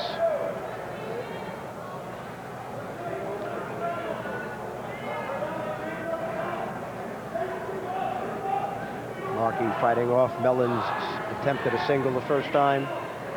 Mellon's single, would like to switch it into a double here, still holding a single. Mellon up in the air, nice pick, nice trip, nice takedown. Mount Olive moves up 2-0 here at 152. Dave Mellon in a memorable match over Dan Forgione of Parsippany Hills in the semis, 11-9. That was in a great semifinal. And Markey pinning Snowflake, George Snowflake of Jefferson, in 159 in their semifinal. In fact, that semifinal against Forgione brought the crowd to its feet as much as it's done, I think, all weekend. And Markey with that technical fall in 349, going out to a 21-4 score against Snowflake as far as that semi was concerned. That's a lot of points for someone to score. He's earned his 1-point escape here. Now the question is Mellon going to be able, as we saw in that last bout, to again take a 4-1 lead by getting a second takedown here. Stalemate called by Vinny Russo. Wrestlers are up on the feet in the middle. 33.7 seconds left in the first period. Nice shot by Markey. He went right in. Almost backs, had his 1 count. He takes the 3-2 lead. Markey not afraid to mix it up. He got involved with Ralph Danisco of St. Joe's and kind of a heated argument after he lost 3-1 to the St. Joe's wrestler back on January 2nd. But he is a tough wrestler for the Randolph Rams. He did a super job of blocking a cradle here. Mellon did a good job of coming to the edge so that he can again hold on to just that 3-2 deficit at the end of the first period. And that'll do it for period number 1. Top seeded Tom Markey will head 3-2 over Dave Mellon of Mount Olive.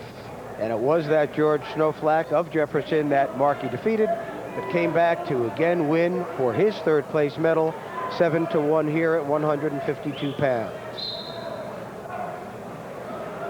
Markey with a switch, a reach back, takes the head, wants to step over, has the head tight. Mellon trying to hold, trying to come out the back. Mellon still locking on a leg, still in control, but not much control. Markey, nice crossface, circle behind. He takes the 5-2 lead. The number 1 seed moves ahead by 3 points. And Jerry, facing that tough schedule as he does during the regular season has to help him here come tournament time. And I like what I see. He's looking for the fall. That arm is barred. He hasn't decided to ride. He's decided to try and take his opponent, put him onto his back, and get a fall here.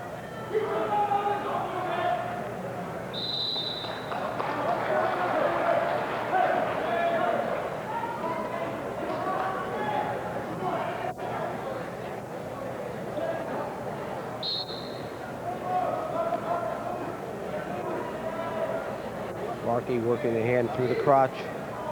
He can bar, he can back hook, he can throw a half. He's opted to go with the back hook.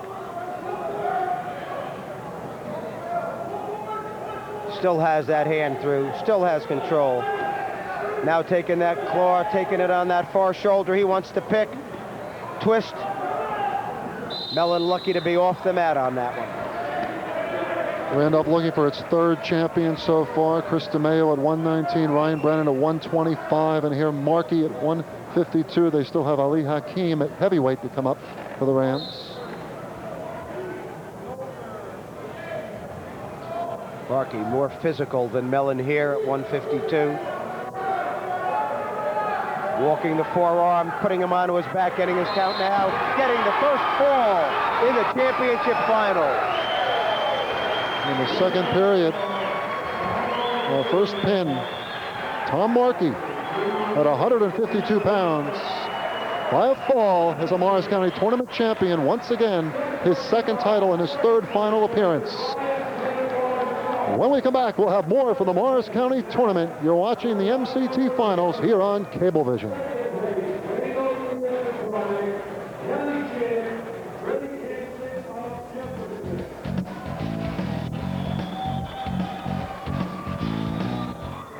Looking for delicious home-cooked food at moderate prices? The Barn in Randolph is where you'll find it.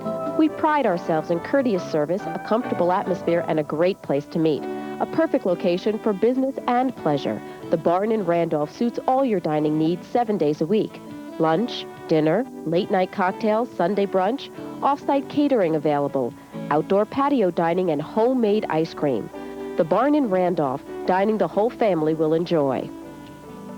Break the bank and win. Now you can get all the services that a bank offers with Picatinny Federal Credit Union. First time, no point mortgages, consumer loans with low rates, high dividends on savings, and balloon auto loans. It's better than a lease. Call us today because you may already be eligible. Employers, you can offer all of these services to your employees at no cost.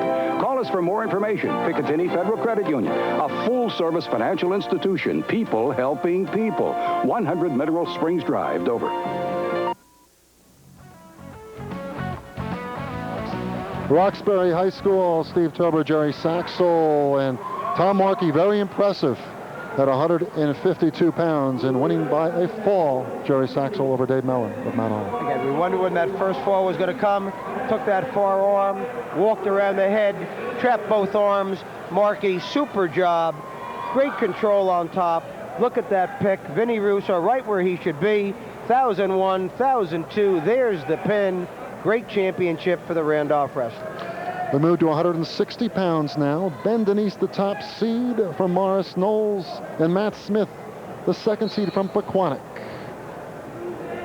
And Ben Denise, the favorite all along in the green, 14-2. Smith at 19-2, coming in. Another one of those young Golden Panther wrestlers, just a sophomore. Only a sophomore. The future of Len Smith's program is certainly promising. And a wonderful feeder program with the little guys in the smaller leagues, and it's just going to continue to be a strong program as long as Len is there, and encourages those kids to stay out for wrestling. What a great football team they had this year, too. Gave Caldwell a run for their money in the Group 2 championship game you saw on Cablevision.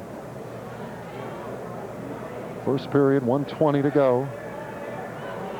Smith, very long, very lanky. Good reach.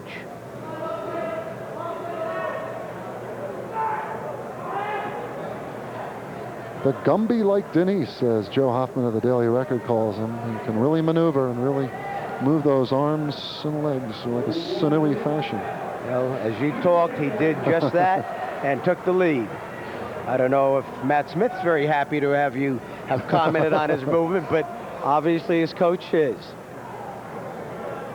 Sean Culleney of Jefferson won this weight class last year. Chris Motti of Parsippany Hills was the runner-up.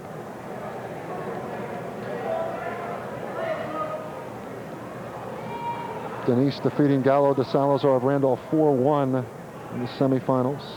Smith winning by a fall over Paolo Wolak of Roxbury. And it was Gallo de Salazar of Randolph taking his third place medal with a pin in 3 minutes and 52 seconds at 160 pounds. And helping that Randolph team build its team championship before these championship matches even began here at night.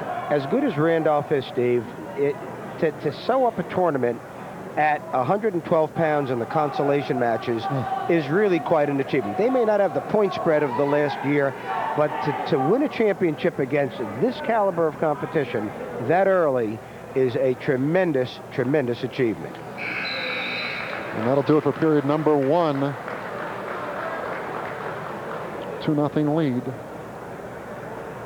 And a very easy job of riding for that last minute and 20 seconds after the takedown. Coach Jeff Churchill and with Ben Denise, another outstanding wrestler in his program. And again, you have a young man with 92 matches and 60 wins in Denise against the young man who's 22-4, career 19-2 this year. Nice job by Smith coming out, good switch, looking for control now. Good hips by Denise, fighting him off, staying on top. Joe Barchetto of Morris Knolls winning at 140 over Scott Miller at Pequannock. So Morris Knolls trying to make another victory over the Golden Panthers here at 160. And a neutral. And that neutral put him into trouble. Denise almost behind for 2 more. Smith has to come off the mat. When he's down and Denise is on top, he's at a disadvantage. Now he's where he should be, up on top, using his length, using that height. And a quick shot of Len Smith, intensely watching the action. So maybe a little closer than some people expected. 2-1 here with 1:03 to go here in the second period.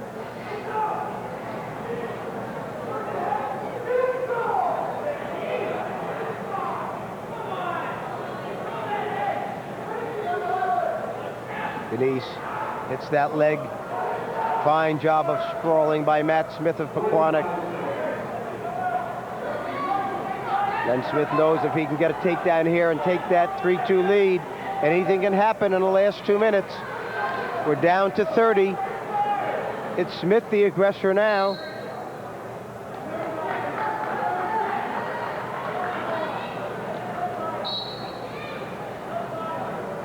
Beautiful shot, low shot. Ben Denise. Would like to come out the back door. He has to realize, limited on his time. Smith locks on the legs. Denise in a nice position to come out for points. And he does. Knee bent out of shape a little bit. Under 6 seconds. 4-1. Morris Knolls, Ben Denise. Top seed taking control here late in the second period.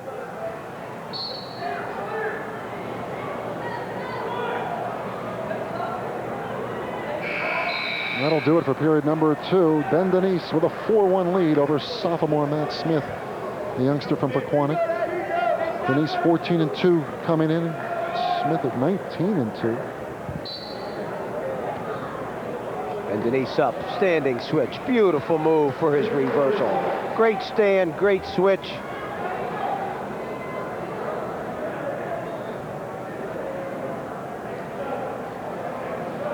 Dominance beginning to show with the Morris Knolls wrestler and the experience he has as a senior against a sophomore.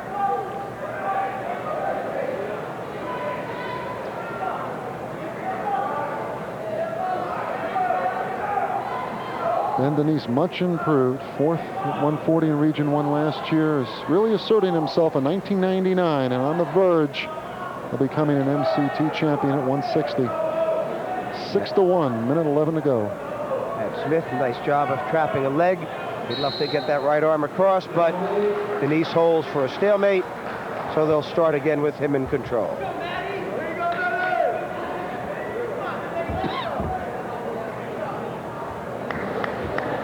Smith really hung tough in that first period, Jerry. Yes, he did. A takedown at the end to make it 4-1 with 15 seconds to go.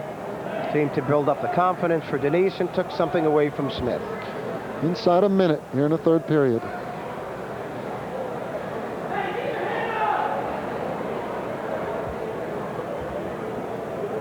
Two years from now, it may be Matt Smith that we see on top, maybe even 1 year from now. But at this point, it's senior over sophomore, experience and skill, a little too much for the Pequannock wrestler. Not taking anything away from his heart. He's moved the full 6 minutes. The Morris Knolls wrestler, superior at this point. Smith straining with that headgear, moving down over his eyes. He's given it his all, though, youngster Smith. He has. Down to 10 seconds.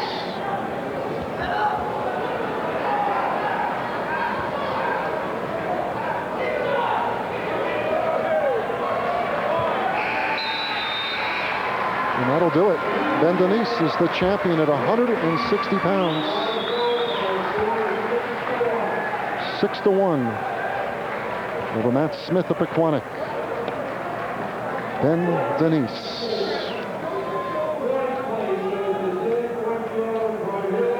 You're watching the Morris County Wrestling Tournament here on Cablevision. We'll be back with more right after this.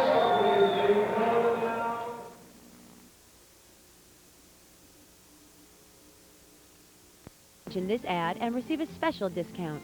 One visit will convince you Grace has the God-given power to help answer, guide, and heal whatever questions you have. Please call Grace now, 292-9741.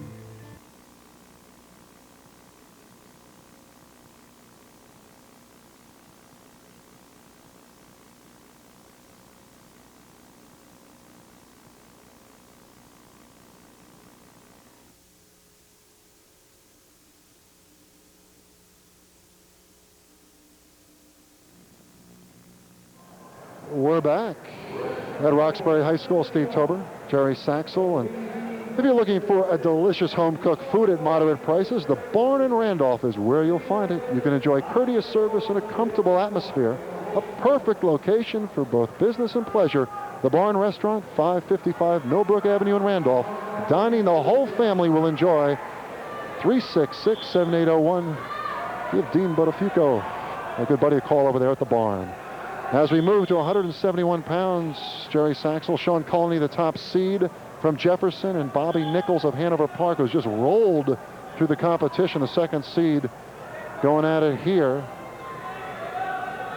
Colony in the blue, Nichols in the black. Should be a competitive matchup. This will be the most physical match we've had so far, Steve. Nichols had 3 falls in his earlier 3 bouts in this tournament.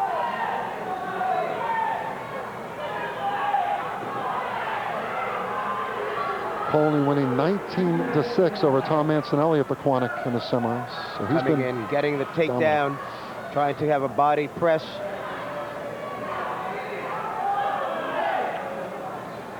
Minute 10 to go, first period. Moves behind. The Jefferson wrestler again has that 2-0 lead. Nichols in trouble for a while on his back before. Lucky that there were not back points that were awarded. Colony, a young man who missed the first part of the season and joined the team just about a month ago. 7-0, an abbreviated record. Missed wrestling an awful lot, and Coach Dave Fileni allowing him back as long as he kept up his disciplined routine with the team in the room every day, as he has. He may be 7-0 this year, but he's 65-18 lifetime. That's a lot of wins to have when you're only 7-0 at this point in the season as a senior. And Nichols third in District 9 at 160 last year. Here now at 171.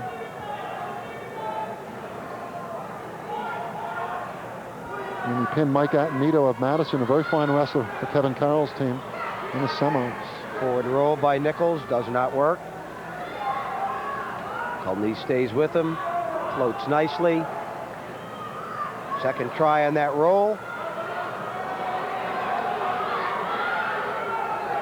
He gets his one. Good scramble. So 2-1 with 1.3 left here in the first period. Colony,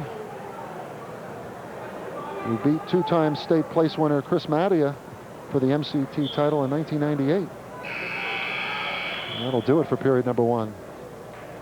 2-1 lead. Good movement, both wrestlers for the 2 minutes.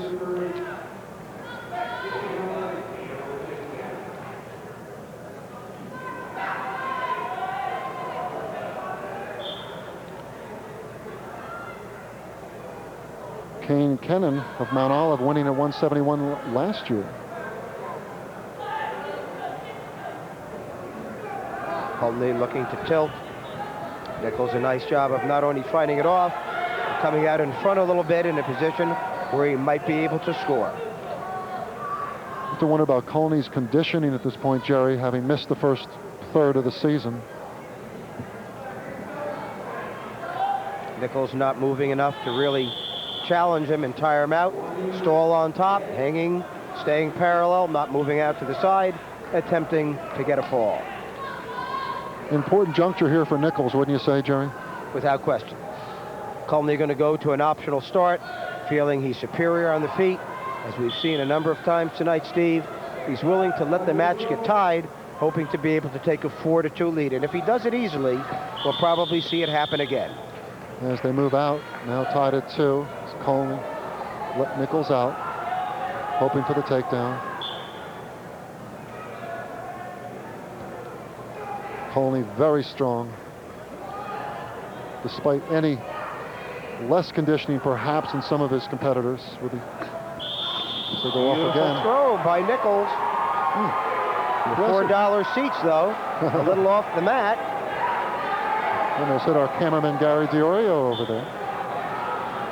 I want to see that replay in slow motion. Little confidence now, Mr. Nichols. He liked that throw. He's not afraid to stay in tight now. He has to be careful and make sure that he has his opponent leaning into him if he's going to do it again. You know, earlier, this would be the most physical match, and so far it has. It really has. And you think, Jerry, as a coach yourself at Millburn now as an assistant after a long time head coaching tenure, Ernie Evelyn was a 7 Letterman last year, including a 4-time county champ, James Laval, and he still comes back here with some good wrestlers in 99. He does a wonderful job. He has a tremendous staff. They care about each other. When we talk about families in wrestling, and earlier Mr. Cuff, Bill Cuff, when he was inducted into the Hall of Fame, he talked about wrestling being a family. Almost a takedown again. You're starting to see that condition occur that you mentioned, Steve. It's Nichols with the takedown off the mat. Toes were on, but he had stepped out beforehand. And Nichols has pinned his first 3 opponents in this tournament. He's been very impressive.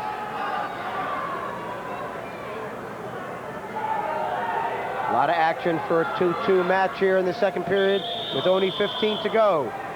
Third takedown off the mat by Bobby Nichols. He needs to do it in the center to take the lead, not outside the circle. On the yellow, not on the blue.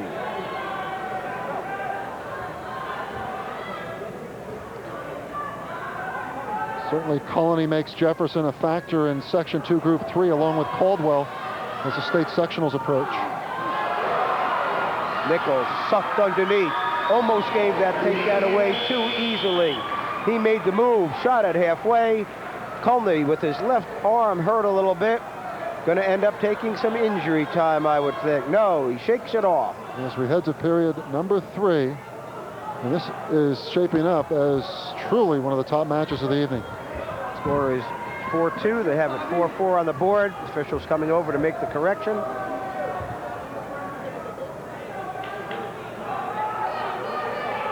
Third place here, Tom Mancinelli of Pequannock.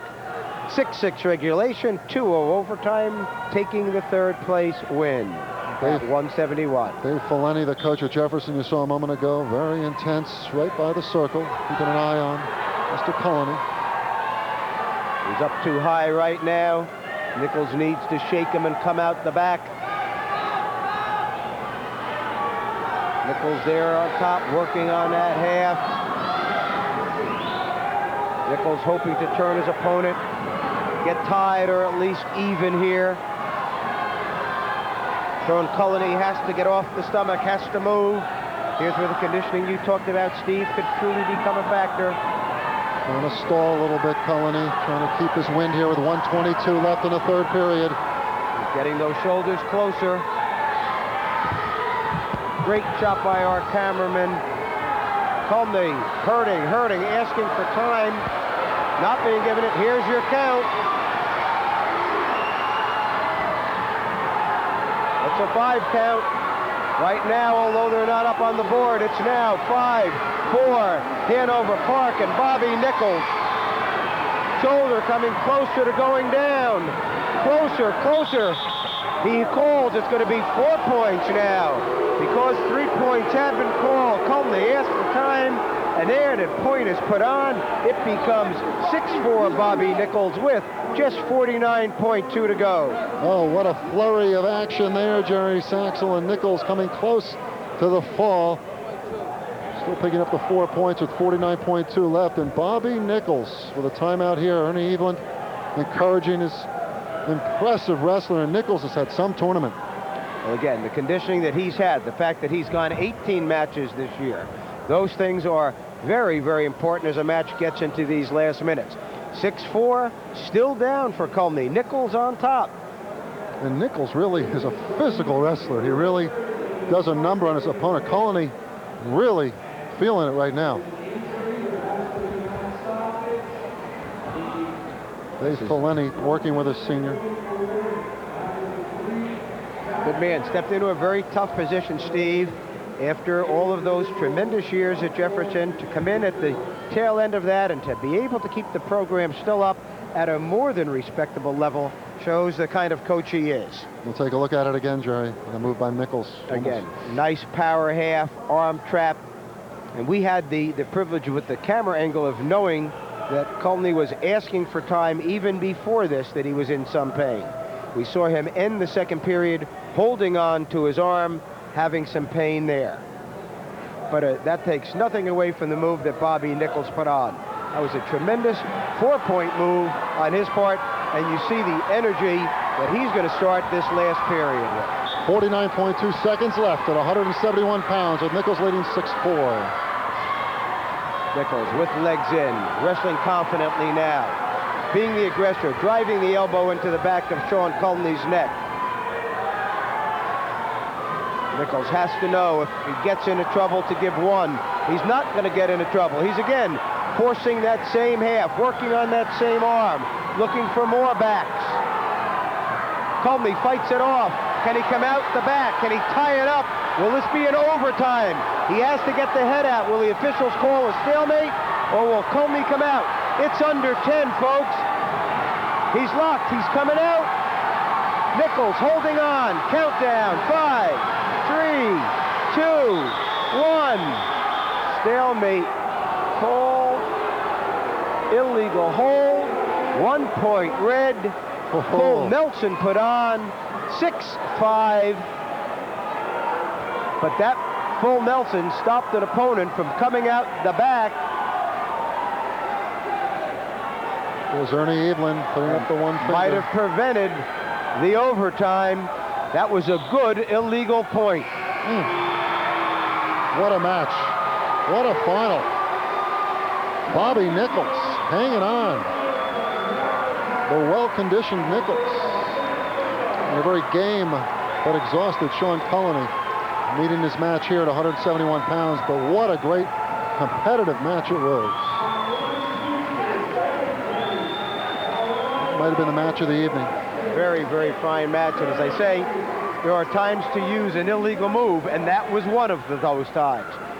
Right here, we started off with the possible pin, and then we had Colney coming out the back door, and when he was a second away from maybe tying the match up, Nichols will put a full Nelson in, stop that movement.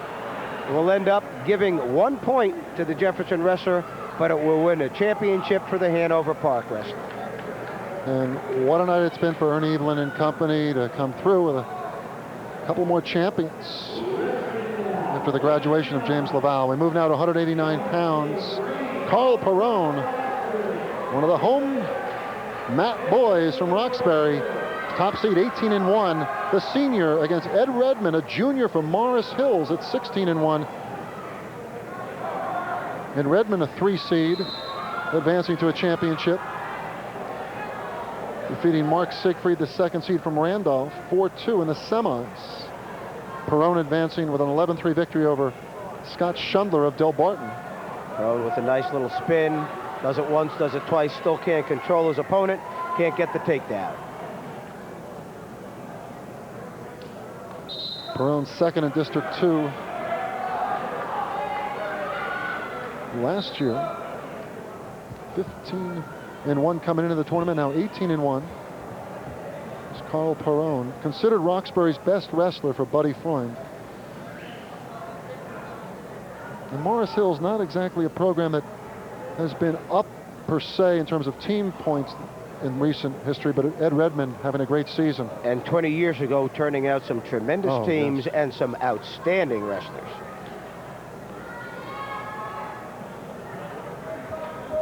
Redmond getting the inside tie.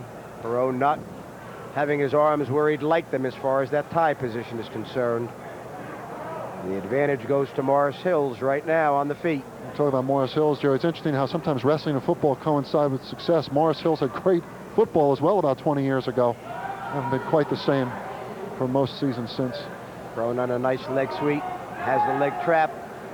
Redmond in trouble right now unless he can again pop up, get those hips up, and he does just that. One of Perrone's impressive victories this year, a 26-11 on a technical fall victory over Andrew Kozlowski of Livingston. Livingston, a fine team in Essex County. Livingston in second place going into the finals in that Essex County tournament. Caldwell had the lead. Nice takedown. Good control that time. Didn't lose the legs with just 12 seconds to go. A very important 2 points for the Roxbury wrestler. Carl Perrone, a 2-0 lead here in the first period for the Gales. Here in their home mats in Succasunna. Cablevision bringing you the Morris County Tournament Final. Steve Tober, Jerry Saxel. Packed house here at Roxbury High School. And that'll do it for period number 1, with Perrone holding a 2-0 lead over Ed Redmond of Morris Hills at 189 pounds. Redmond chooses the defensive position. Perrone deferred. Will have the choice in the third period. Mark Siegfried of Randolph with a pin in 5:55, taking the third place position here at 189. Redmond, good movement, nice following by Perrone. Good tight waist, has an arm tied up. Has to start to work out to the side. Officials looking for movement on top, not just riding.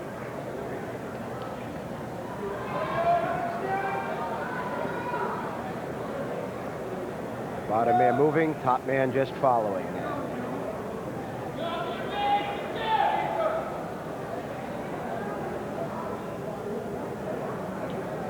1:19 left, second period. Perrone still with a 2-0 lead. Perrone letting his leg hang out in front. Redmond hooking onto that leg. Perrone still in control. Redmond flat. Managed to get the stalemate out of it though, so he gets a fresh start. Perrone wrestled at 215 recently and gave Bob Voorhees a tough battle before losing in a disputed finish. Nice upper body, strong build.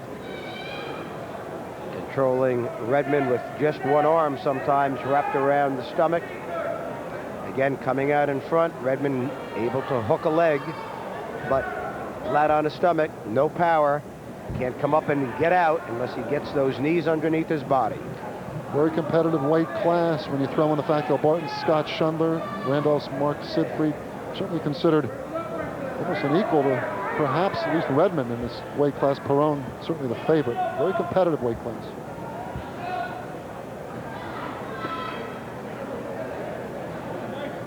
Thought of a switch, countered nicely. And the 15 seconds left in period number 2. Snap back. Redmond manages to recover, get to his stomach. That'll end only 2-0, but at this point going into the last period, it seems as though Carl Perrone has dominated the action for 2 periods. 2-0 for Perrone as we head to period number 3 here at 189 pounds.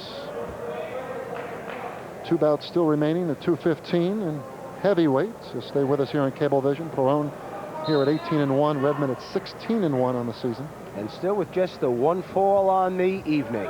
Little sip by Perrone, pops up behind, 4-0, and unless Redmond can shift gears, Perrone is going to walk off the mat as the champion at 189 pounds. Pleasing the home fans without question. It's a very concentrated crowd right now, kind of quiet. Taking in their hometown boy doing well right here at 4-0. 1:25 left with a 4-0 lead. Perrone with a 63-21 lifetime record and a 50-18 for Ed Redmond of Morris Hills. Redmond second in the Morris Knowles tournament.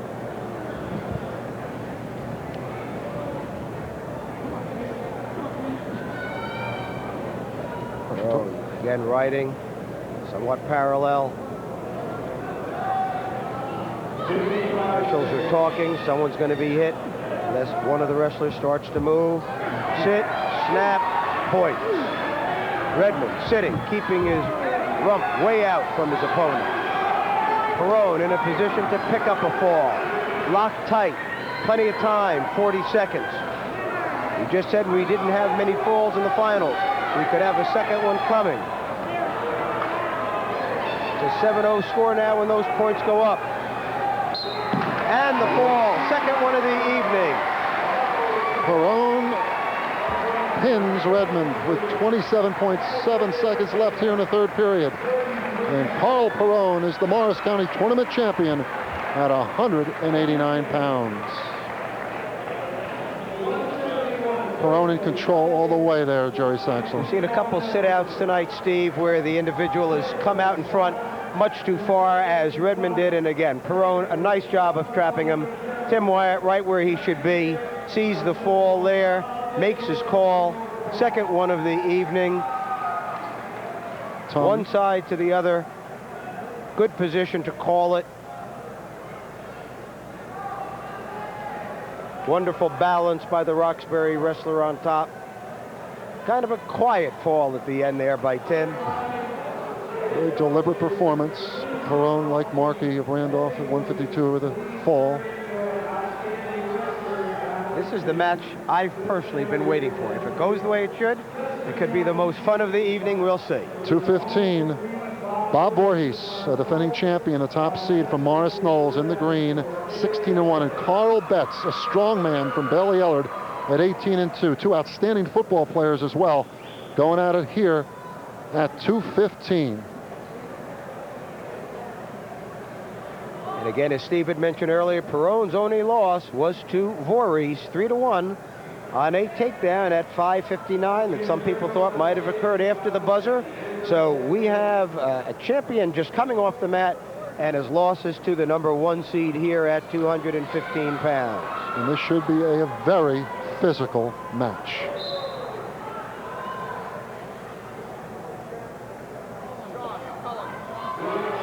Super shot by Betts in deep. Great counter by Voorhees.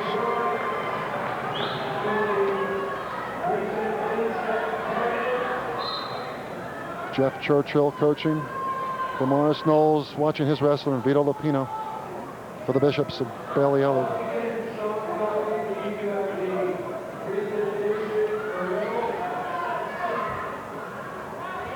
That's it again.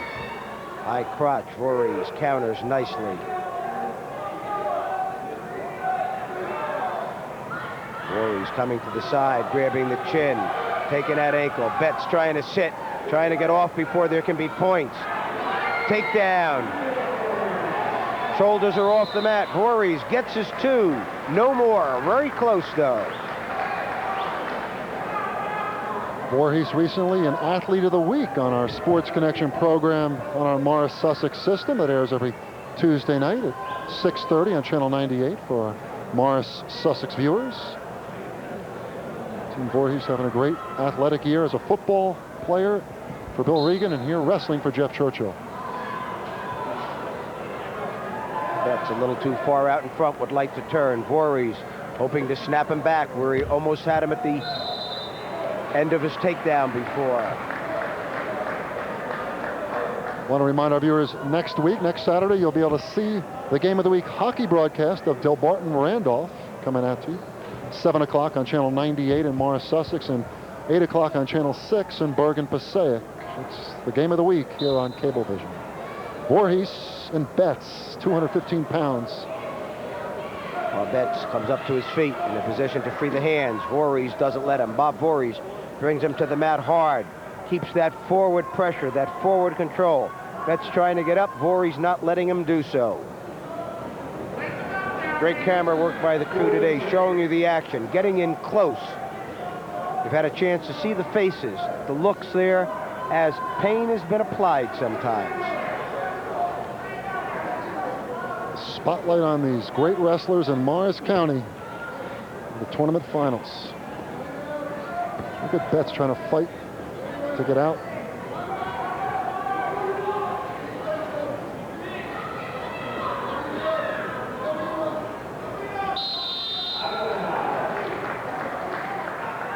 12.5 seconds left in the first period.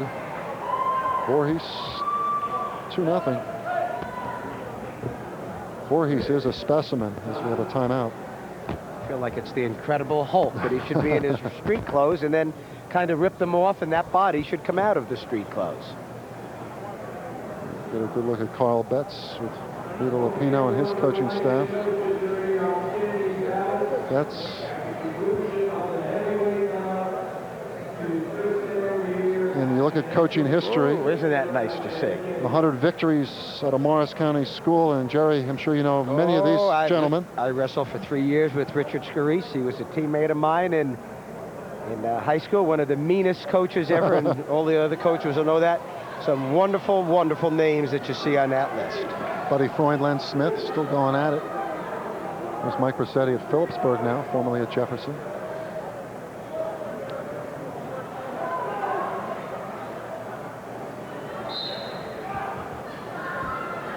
Betts sitting, trying to make a move, as strong as he is, and able to do so against the strength of Bob Voorhees at this point.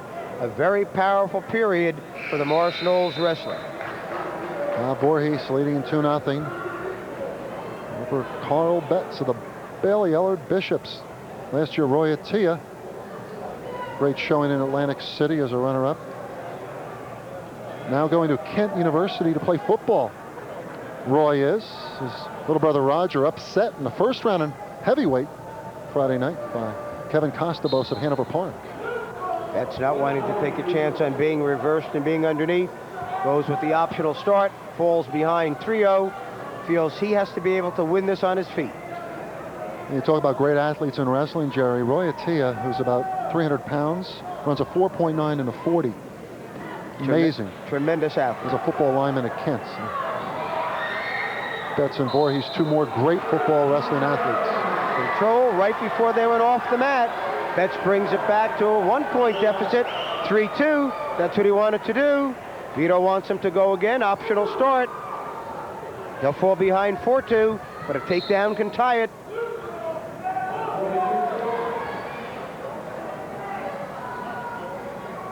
Betts is very confident, though, here, Jerry, and looking perhaps for a takedown here. Now down 4-2.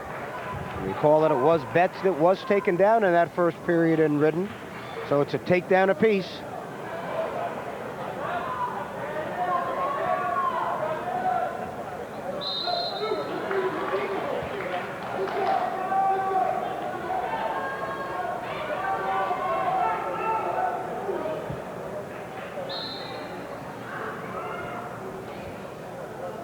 To a minute 5 left here in period number 2 with Voorhees leading Betts 4-2, 2:15. Betts has to make that shot. He wants that takedown.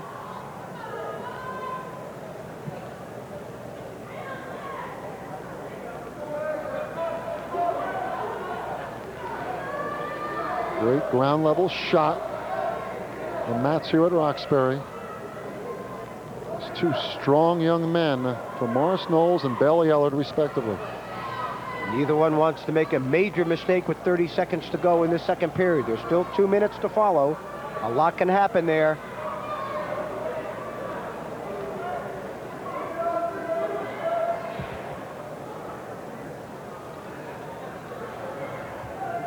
Voorhees defeating Todd Steffens last year in the final.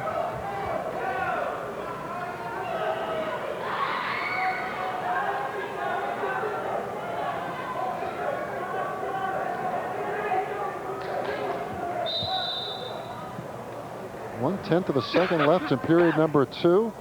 Voorhees with a 4-2 lead here in period number 2.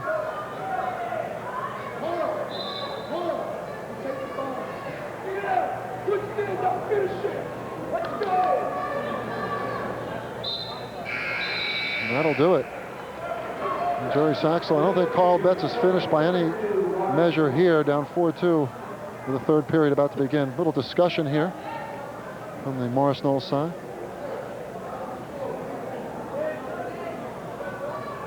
Meeting at the table. Jeff Churchill and his staff doing a good job with the returning champion, Bob Voorhees. Hard stand by Betts, up to his feet.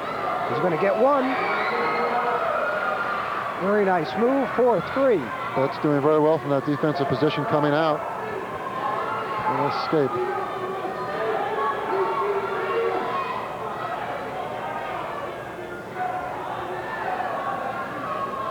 Two young men, well conditioned, and standing up to each other face to face here in the final 90 seconds.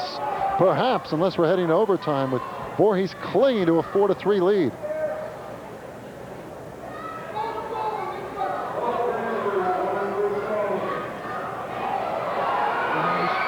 Single leg there for Betts. 2 points. So Betts certainly has enough left. 5-5 now. Approaching 1 minute left. What a finish we're having here, Jerry. And he lets him go. He's looking for that extra point. Unless they go off. 55.6 seconds left. 5-5. Carl Betts and Bob Voorhees. We're getting some great action here in the upper weights in the Morris County Tournament Finals.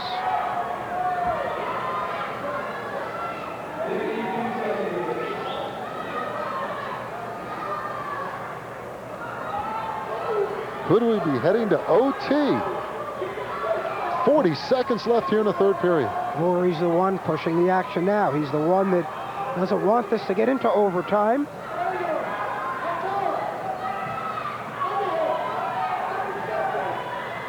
He said this would be the physical match, and it's turned out to be that way. 21 point. There's the stall, an important point. Voorhees gets it. Betts realizes he has 21.4 seconds left. What a finish this is, Jerry. Betts is the one that has to be the aggressor on the feet. This is a position he felt strong in. This is where he wanted to be.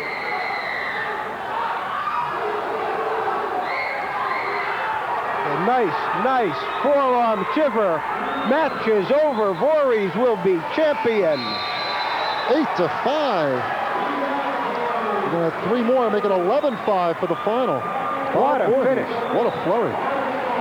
215 pounds. Bob Voorhees is once again the champion, defeating a very game, very strong Carl Betts. Gave a great effort against the defending champion, now a 2-time champ, Bob Voorhees. Wonderful end at 2:15 for that championship. Two very well-conditioned young men here. It's still really just a point difference, and you see Betts is the one that makes the move. But watch Voorhees come back with his counter. Take that headlock throw, forearm shiver. Control, come down onto that head. Get his 2 points for the takedown. Betts can't get that weight off him.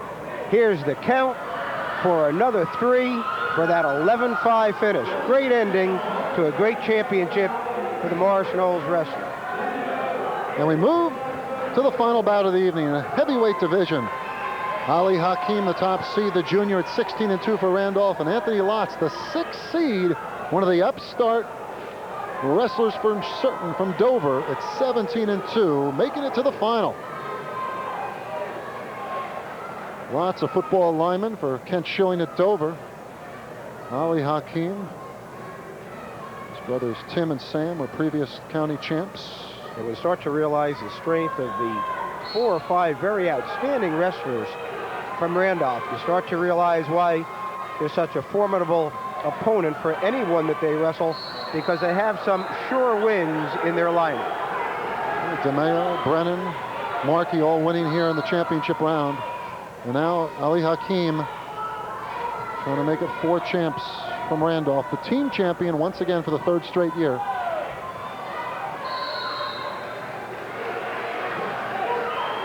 The team has made the shots.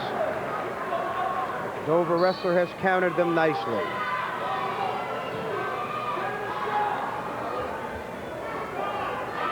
Sean Bullock, the Dover coach.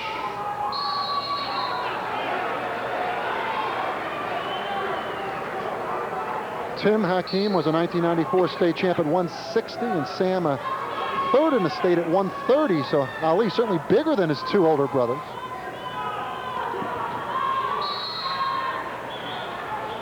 1:19 to go here in the first period. Hakeem in lots.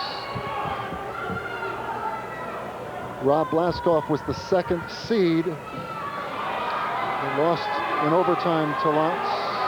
Hakeem behind on an easy circle and a poor shot by the Dover wrestler. And Hakeem winning 15-3 in his semifinal match over Sean Rogers of West Morris.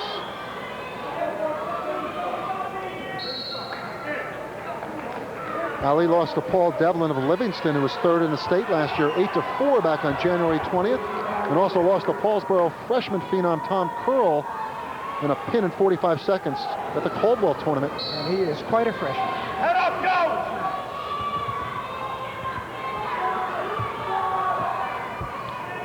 Hakeem using his weight well, keeping the wrestler underneath his body, doing what a heavyweight should do, not letting his opponent come up to his feet.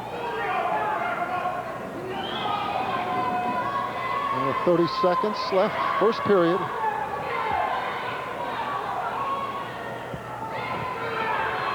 Lots of battler.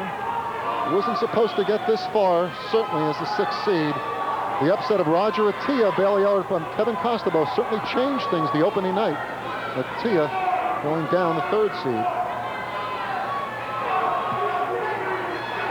Again, Lutz got here by going into an extended overtime to get to the finals, where Hakeem had an fairly easy road to get to the championship.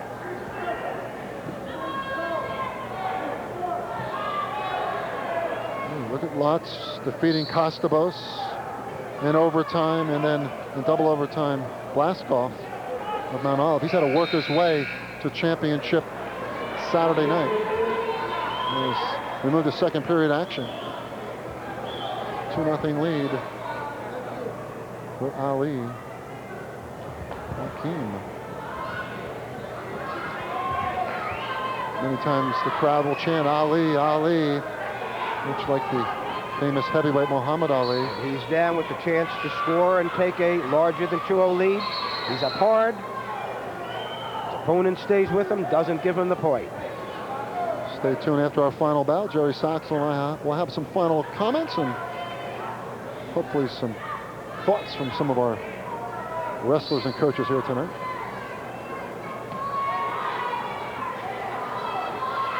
Nice reversal, double bar. He has his 2.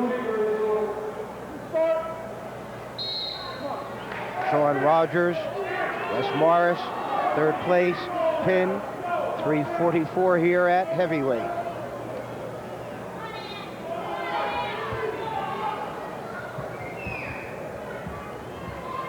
It's been a great night of wrestling here in the Morris County tournament. Finishing off here with a heavyweight division. Ali Hakeem with a 4-0 lead. Minute 37 to go here in the second period. The excitement at 2:15. We did not give credit to Adam DeMatteo of Roxbury with a fall in 5:24, capturing the 3rd place position there at 2:15. Hakeem pinned by Roy Attia last year in the heavyweight final in just 40 seconds. So looking for redemption here in 1999. And there are some fine heavyweights throughout the state. You've mentioned some of them. When you talked about Paulsboro, you talked about Livingston. It's going to take a very fine wrestler to win at Atlantic City this year, and they're going to have a hard time matching the performance of Mr. DeRay from Norway last year. He's played some fine football up at Boston College this year, and is also a wrestler. Very good wrestler, football star. Edgar Puzio finished 5th last year, was pinned by Hakeem in a dual meet. And Bill Henderson also went down from a pat-kong to Hakeem. So there have been some great matches for Ali Hakeem, and he certainly has proved his worth as he leads here 4-0, approaching 30 seconds left in the second period. And he continues to work for a fall here. He's not just content to ride. With 30 seconds to go, he's trying to get his opponent onto his back.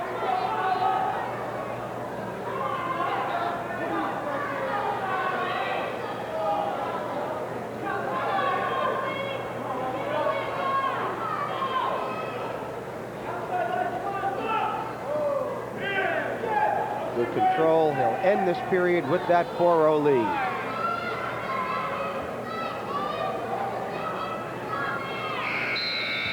And that'll do it for period number 2. Ali Hakeem, what a year he's had. 2 minutes from the 4th championship for Randolph today. There are 5 wrestlers in the finals. Chris DeMeo at 119, Ryan Brennan at 125, and Tom Markey at 152, coming home with Ram championships here tonight. Markey has as impressive a performance as we may have seen in certainly the lower midweights. Soon, Morris Knowles with their fine performance in the finals, also capturing possibly that 2nd place position in the tournament. Aquanic falling into 3rd. And how about Hanover Park with Dan Kittrick at 103, Bobby Nichols doing a great job at 171 for titles there for the really Hanover Park team that was not expected to do that much this year. Ernie Evelyn doing a terrific job with the Hornets. But it's been Randolph. And here Ali Hakim, 90 seconds to go in our final bout. And on the stalling call, he moves up to a 5-0 lead.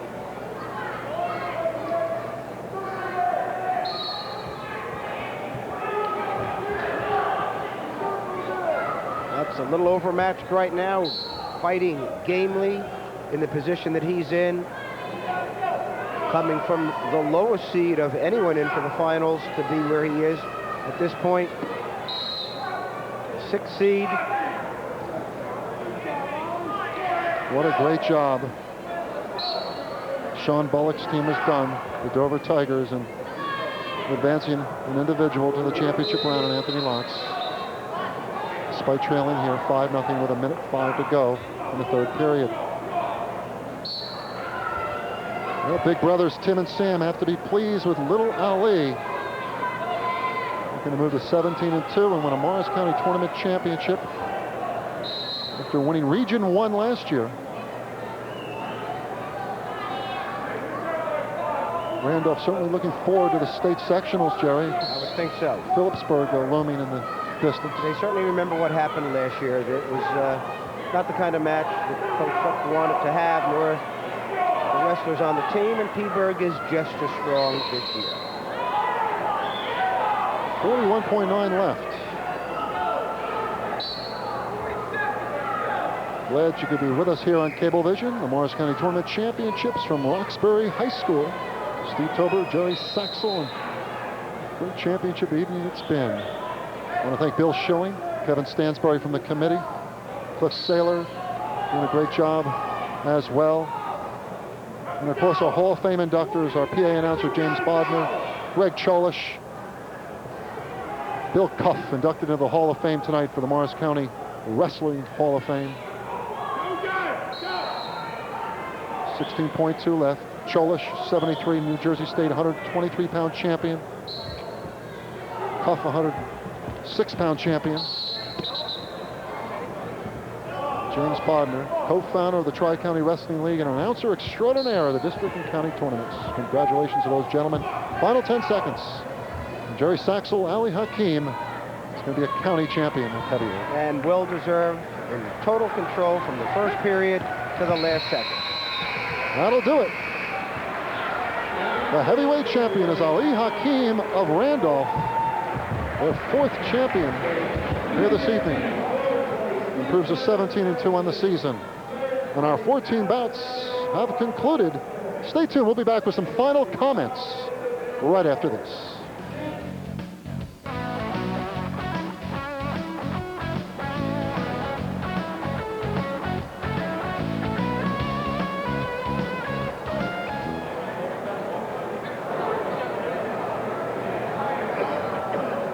Evening, Ali. I know you've worked hard.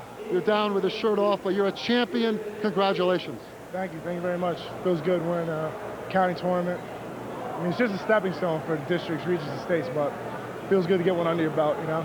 You guys face such a great schedule during the year. You've gone against Puzio of St. Joe's, Henderson from Apatcong, just to mention a couple.